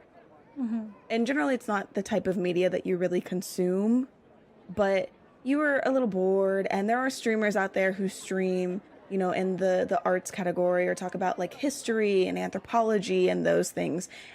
You happen to be on the streamer's channel who combines the aspects of video game playing with the aspects of history, right? So they talk about the historical nuances in video games and things like that. And you just kind of wanted some background noise while you were getting your exhibit set up, that sort of thing. And you happen to get rated into Nor's channel as they finished up their stream. You hear them talking about this online game again, like, oh, here we go again. Like, I just heard this from the administrator. I get it. Yeah, I mean, it's nothing of too much interest to Mauve, but they're willing to listen and see what's so exciting about this. I will say, Nora's probably incredibly loud, like so much louder than the person you were currently listening to before. Oh my God. Like, I am blasting through your speakers as I am yelling into my microphone, essentially. Oh, Jesus. Okay. Yeah, I'm gonna have to turn down that volume a little bit. Yeah, so you kind of have it up as background noise as Nor is streaming. You're listening in here and there, getting a little bit more information about the game than you probably generally would have had. It's not really something that interests you. As you do this, Nor, what kind of topics are you covering about the game right now? Are you still kind of like going into it with Nostradamus and primarily focusing on that, or? Nor knows her audience, knows that everyone's talking about it. I think what she's doing is probably like prepare like a little like lesson or something. Like she has like a plan where she's gonna be like, here are games that are kind of similar to what Nostradamus has put out. Here are reasons too, from what I've heard from just like leaks and things that are definitely on the internet somewhere. Like, here are things about the game that like could be cool, things to be wary about. I think she does give the little plug, like, hey, here's like a list of things that you might not approve of Nostradamus like itself about the company. Like, like maybe they aren't treating their workers really well, maybe they're not the most diverse company, and they're not really good about hiring people who don't fit like kind of like quote unquote standard game dev. So I think that she's definitely like, it's really cool, but like, have you considered like all this stuff? So kind of trying to be like it's a cool game, get it if you think you'd enjoy it. I got the headset, but also just like be conscious of what you're supporting when getting. So she's not like digging into them, just kind of just like, remember that thing we talked about, that other thing, and that other yeah. So she's like kind of doing like a little history lesson on similar games and like a little history lesson on like Nostradamus and like kind of reasons to consider maybe not supporting the company necessarily, even though she herself is like getting the headset just out of like pure curiosity, because she's like, this is cool, but there are better things that you also could be spending your money on. I think at that, Mauve, you hear the company's name, which you did not realize were the ones producing this game, since you're not really tuned into that sort of thing. And the name Nostradamus rings a bell, and it's very likely that in Guy's ramblings or when he's come to bother you, he may have mentioned Nostradamus in passing. Yes, and Mauve is also like, well, if you're not supporting them, then why do you have the headset? Like, Mauve is just like, ugh, what a hypocrite. Like, these people, the youth today, they just they're so obsessed with their video games and their capitalist propaganda, but yet they consume it so vigorously, and they're like, oh, but I'm different, but I'm also not. Anyways, so Mo is just like trying to think about that word Nostradamus, and is like, oh, wait a second, I think Guy mentioned something about that. I guess I'll ask later when he stops by on his regular visit, when he annoys the crap out of me. As you say this, we shift back to Guy, who's been seated in front of this TV waiting for them to announce the location. They keep just talking about the game, talking about, different aspects of what they put into the game and the creation process and how excited they are for everyone to play. And finally, at the bottom, you see that there's going to be a PR event at the Mopop Museum. So it's the Museum of Pop Culture in Seattle. Okay. When he sees that, he snaps a photo of that on his Google Pixel 6 and puts that away in his pocket. And then before he leaves, he's seen these things enough, these holographic TVs enough to know that he can't put a foot through them like you could with an old TV. So instead, he searches for the projector and just tries his best to smudge some grime over the lens before he leaves this TV store. I say you're able to kick up some grime pretty easily. You're still, kind of walking down the roads. There's little bits of stagnant water and dirt. It rains, fairly often. Even on the off chance here and there, there's definitely some pretty gnarly acid rain. So you take that and you smudge it on the TV and you walk away disgruntled. Yeah, I imagine he just scrapes away something from the bottom of his shoe. Nice. Puts it on the lens to stop the TV signal being as clear for everyone else, and then puts out his new cigarette that he lit while he was in there. Puts it out on the carpet, and then walks out of the shop and heads to Mo's gallery, probably to get an ally in this quest that he's now determined to at least go on. So he's heard the name of this game over and over on the same broadcast, probably, if that's what Victoria is going to be talking about. And the person he always goes to that will at least listen to his ramblings is Mauve. So that's where he's going to head. Well, I mean, Mauve is usually stuck listening because Mauve is usually at work, so there's really no place to escape. So you're making your way over to Mauve's gallery, and you're making pretty good time. You're pretty flustered at this point after seeing those reports on the television, so I think your pace is probably a little bit quicker than usual. You stop outside of Mauve's gallery. How do you just strut right on in to go see them, or? I think he heads in. Again, a brand new cigarette, fully lit. Waits until he's inside to light it. Clicks his fingers to light the prosthetic lighter. Goes inside. Ignores the receptionist, who probably tries to stop him. Taps at the no smoking sign right next to the. Guy taps at his forehead with a middle finger. and walks in and runs up the stairs to wherever the gallery is. You probably see the cloud of smoke before you see Guy as he sort of walks in and just stands at you. I would describe it. So he just sort of stands directly in front of you, stares at you, and sort of waits for you to say something, as if in the past you've sort of scolded him for walking in and just starting to talk to you. Instead, just walks in, stands, and waits. Well, Mauve already has an ashtray ready to have that cigarette be put out, because we have done this song and dance many times. So they hold it out and put it out right now. Fine. If you want to talk, you will have to put it out. Fine. I know. Okay, good. Let's do it. Yeah, puts it out. Okay. Do you know where this place is? And he shows you the photo, where you can see if you look very closely of this photo of a holographic TV screen, you can see the subtitle that says Vicky is going to be at the PR event at the Mopop Museum, Victoria Hyland. Of course I know where this place is. I know all of the museums and the fucking art galleries. What about it? She is Nostradamus, and you know how I feel about them. And apparently, this is the first time hearing of it, but they're releasing a new game today or something, and it seems to be quite popular. Everyone in the street, I've heard they're talking about it, and they don't seem terrified in the slightest, which is wrong. They should be scared because it's Nostradamus and because it's Victoria Hyland. Oh, you know what? I did actually hear about that. Carco... What was it called? Carcosa Online. Yes.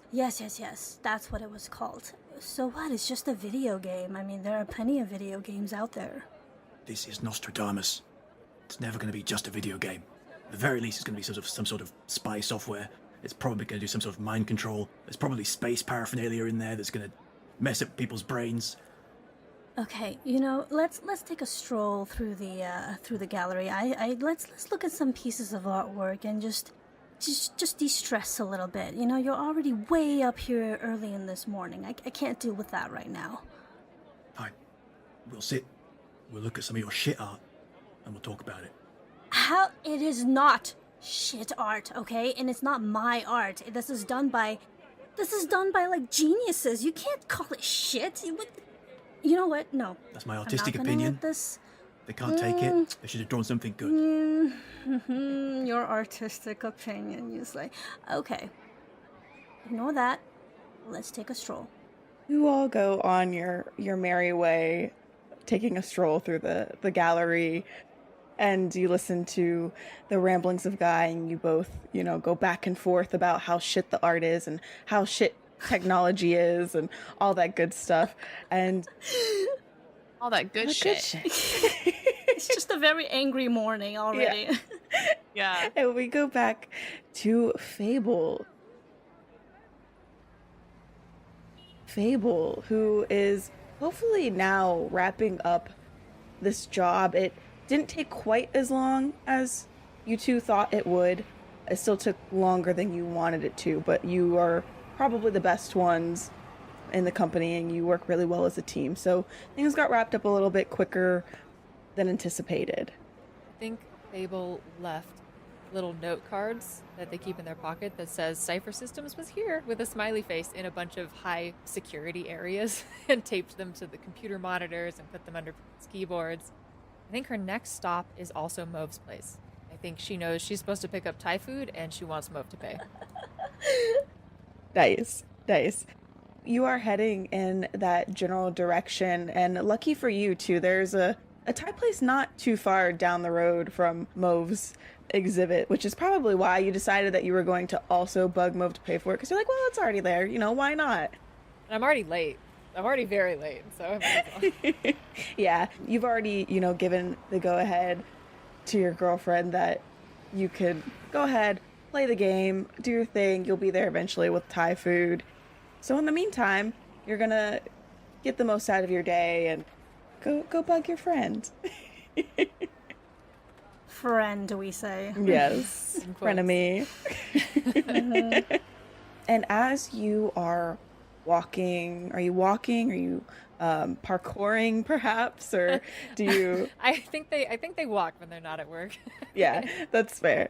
This bank isn't too far from the museum that Mauve works at, but it does take you a little bit to get there.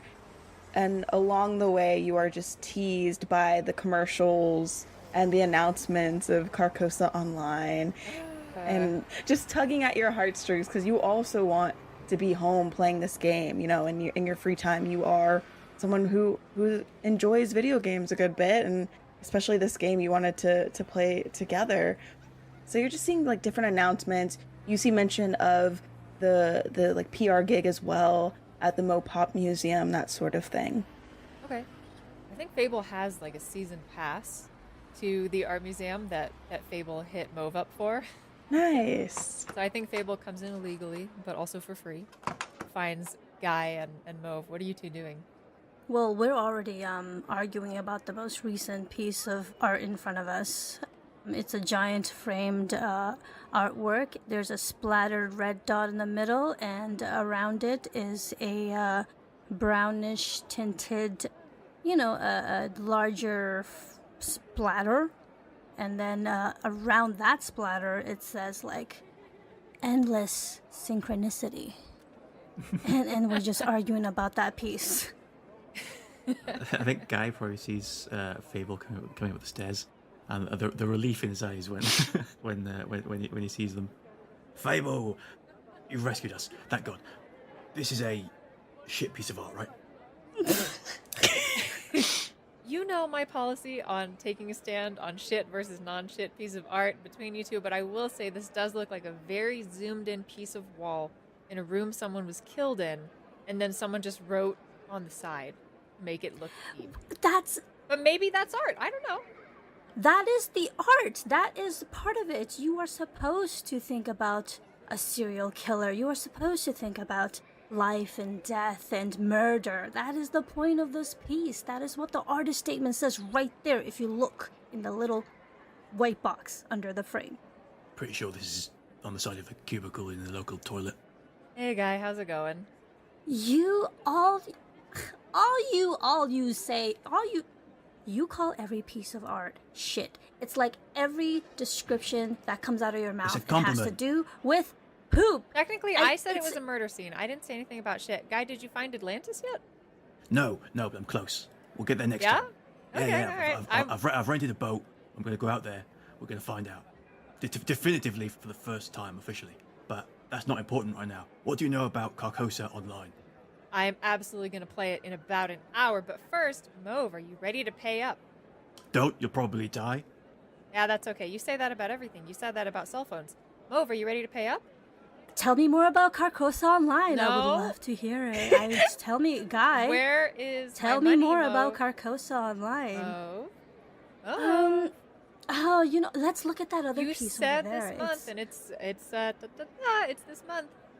Well, I said end of the month, so it's technically middle of the month, so we still have a bit of time. Okay, well, as you all are going back and forth on this, Fable, you're like, oh, come on, I don't want to pay for the Thai food today. Guy is still reminiscing on the idea of, Atlantis, but is like, no, we have to focus on the more important matter at hand. We go back to Nora briefly.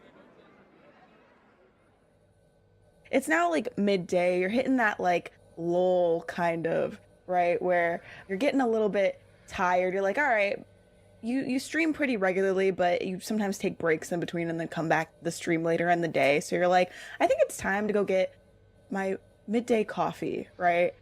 And there is a coffee shop not too far from you. There's actually two side by side.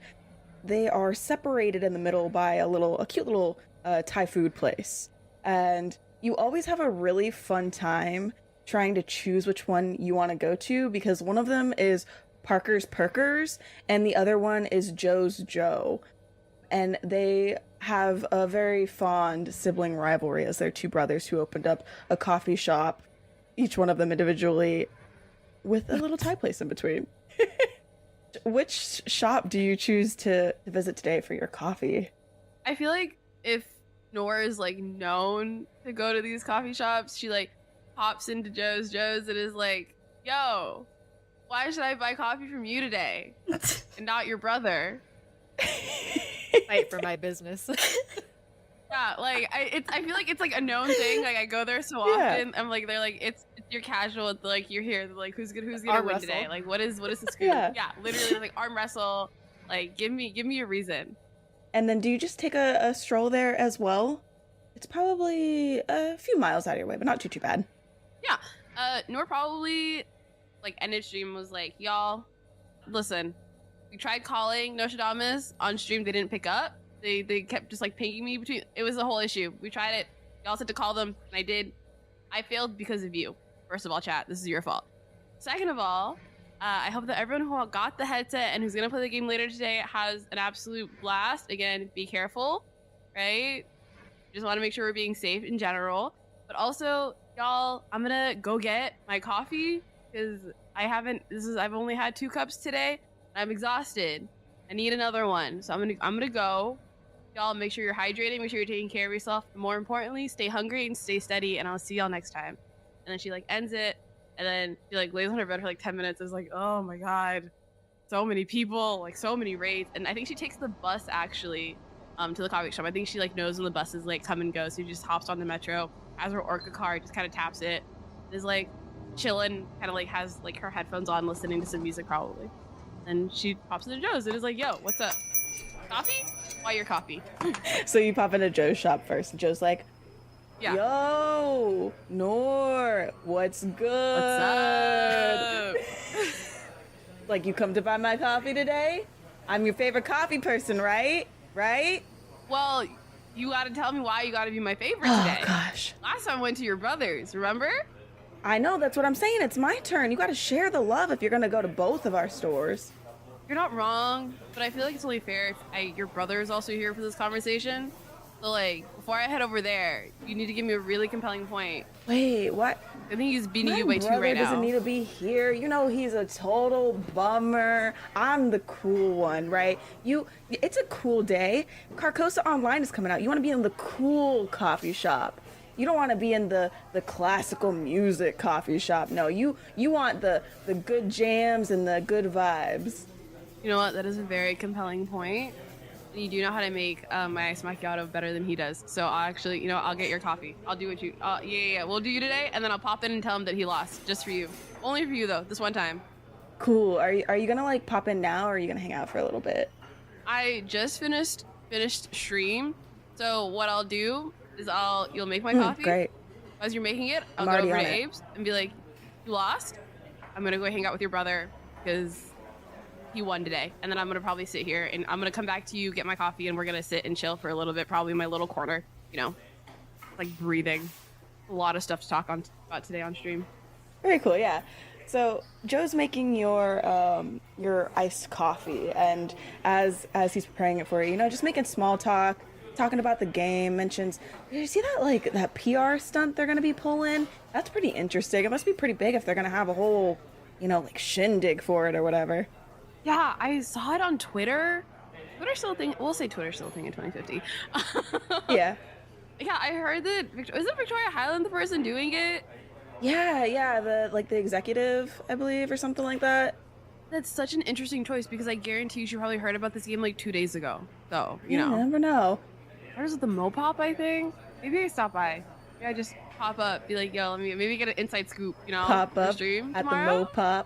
Pop up at the Mopop. Bruh, you're mine? You're mine. I knew I made the right choice today coming here. Yeah, and Joe hands you your iced macchiato and says, "All right, go brag to my brother. Can't wait to see his little smug face frown." I can't believe you guys didn't use the joke "Cup of Joe." It's not too late. You couldn't. It was right there. But it wasn't like a cup of Joe. She got an iced macchiato. So Joe's Joe. I got an iced macchiato. Yeah. It wasn't even a cup of Joe. But why wasn't the place called Cup of Joe? It was called Joe's Joe. I like the name of the place. That was great. Oh, I love it. Yeah. Ove comes up with a Sharpie and writes Cup of Joe. Right? Yeah. As Nor is leaving the coffee shop with coffee in hand to go brag over at Parker's Perkers, she does have to cross the boundary to this Thai place. And by this point, you all have made your way in that direction. It's not too far down from the museum. Mauve is taking their lunch break. Guy is still bantering on about the Mopop Museum and the PR gig going on.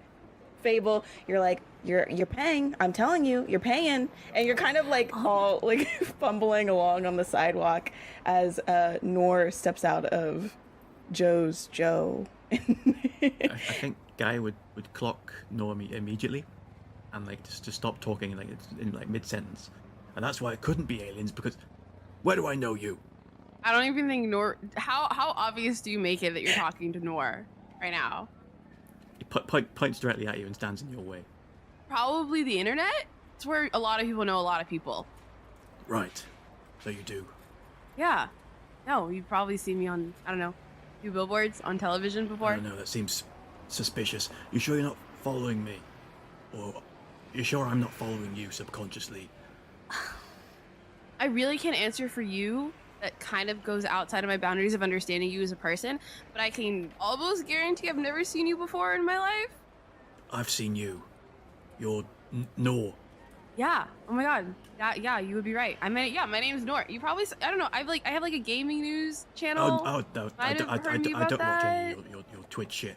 No, I know you off of Reddit. Cool, thanks. Love the support. Probably don't know who I am. I'm Judge Jury on Reddit.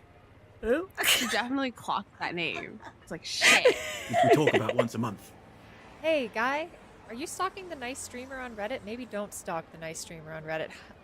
Well, I wouldn't call it stalking, seeing as this is the first time I've seen her out in the wild. You usually don't call it stalking. It's a bad look to call it stalking. Yeah.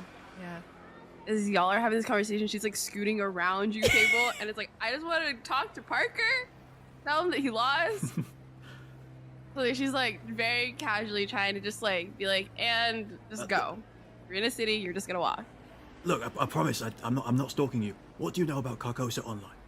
I mean, it comes out today. Today? I know that Nostradamus is an interesting company, and that we should be cautious, but like, that's just because the company itself is a little questionable, but what big company isn't, you know? Right. And so do you think this game is very dangerous, just a little bit dangerous, the most dangerous? What level of dangerous is this game? Probably, I mean, how dangerous can a game like really be though, you know? It could drain all the blood out of your eyes if it's a VR experience. I've seen that done. Are you okay? I am so sorry for my friend here. Well, that's using it lightly. Is there any way we could, well, you already have a coffee. We can't buy that for you. Let me treat you to some Thai food. And also me to some Thai food. Yes. Oh, yes, I know. I'm already buying for all of us. Like triple tofu on mine. Yeah. Yes, I know. I will never pass up an offer. Free Thai food. Just give me 2 seconds to walk into this other coffee shop. Oh, for sure. Really quickly, she just goes in. There's like classical music, ambiance. The chairs are a lot fancier. They're not like the little like comfy love seat chairs. They're like tall bar stools and things like that. Parker like around. Parker is just like behind the barista station and is just like cleaning off some espresso ware and stuff like that. She like pops in, holds up the cup of coffee, and is just like, you lost today. Parker just slowly meets your gaze and goes, oh, boo. And then she just walks out and is like, have a nice day, Parker. Goodbye, and like walks back out and is like, next time. And is like definitely clocking. I was like, she hears. She doesn't know Guy. She doesn't know like the random person who's like, I'm not your stalker. But she definitely heard that like Reddit name and was like clocked it. Like, oh shit. Like that, I know that. Why does that person know me? And is like doesn't understand how that connection happened. Yeah, she's like, oh lord. At this point, Guy realizes that he's made a bad first impression. So he's standing a good 20 feet away on the other side of the road, like smoking cigarettes over and over, trying to decide what the best next step is in this social situation, and doing a real bad job while the others are ordering Thai food. Hey, so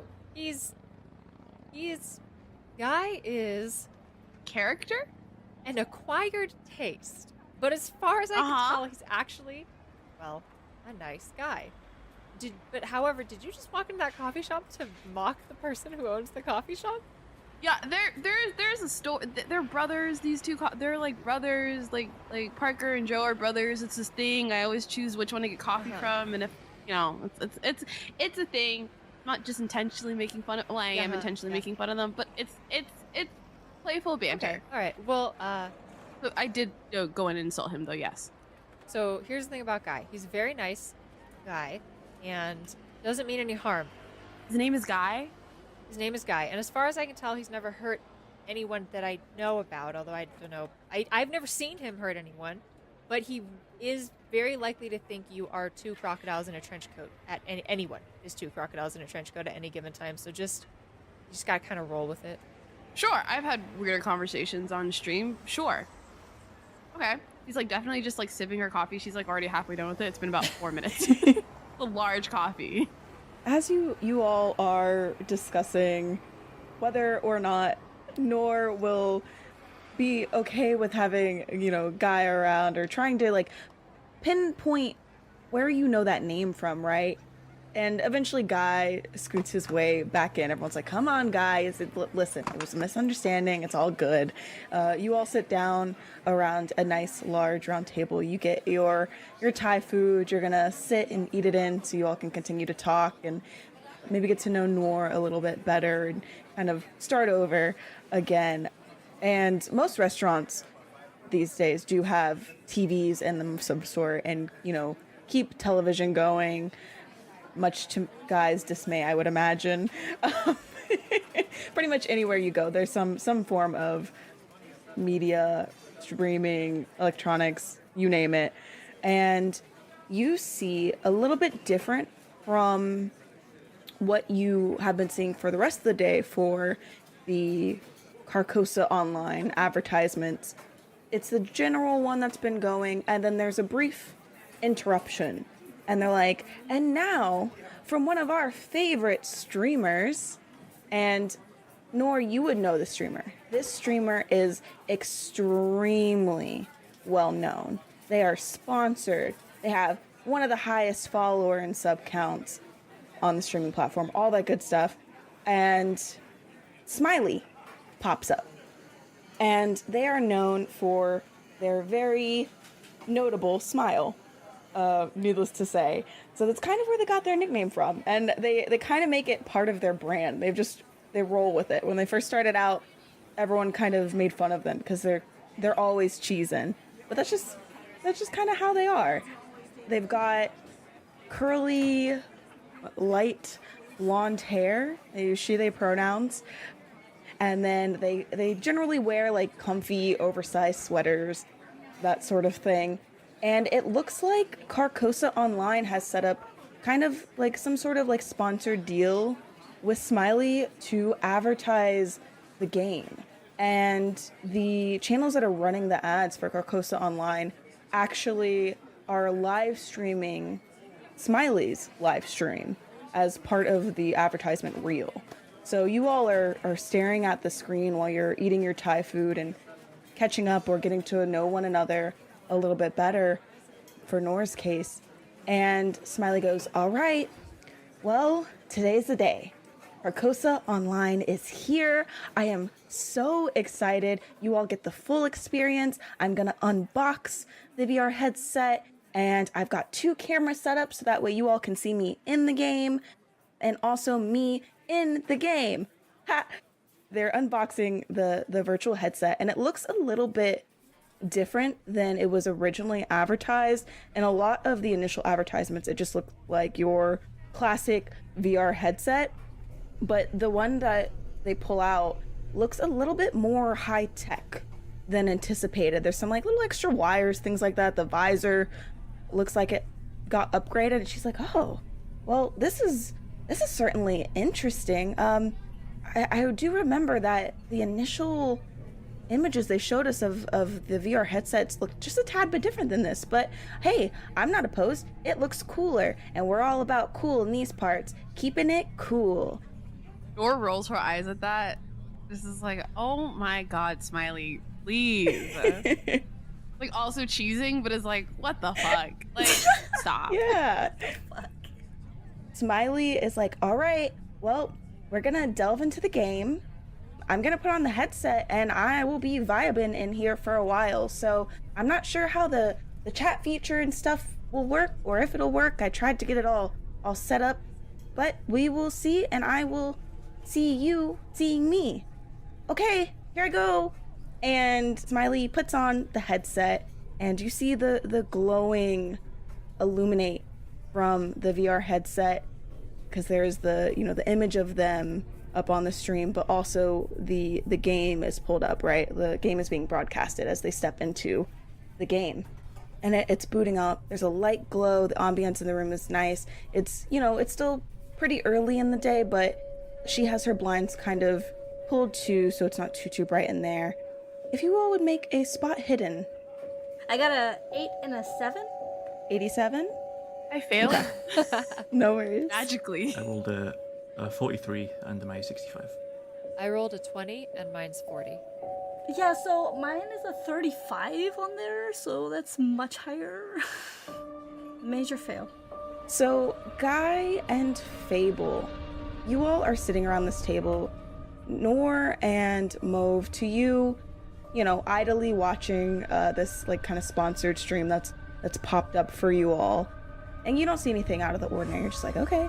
Nor's interested because Nor's familiar with Smiley, and Mauve, I imagine you're tired of hearing about this game at this point.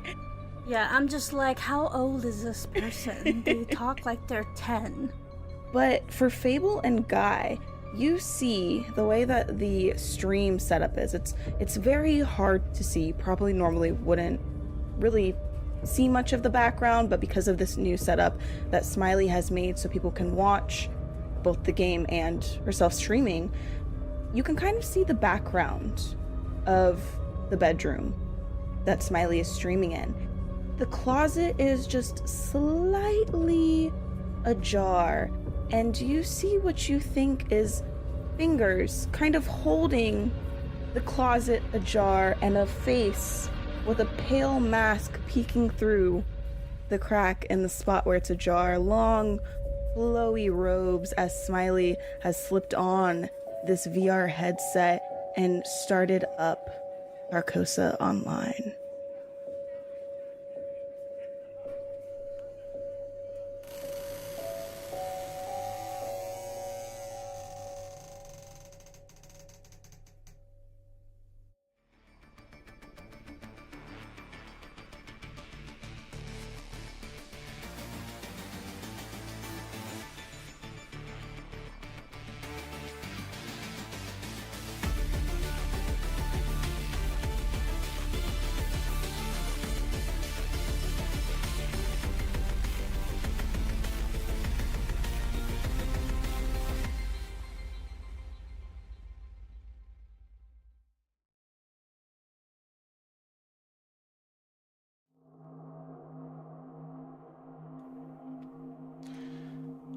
All right.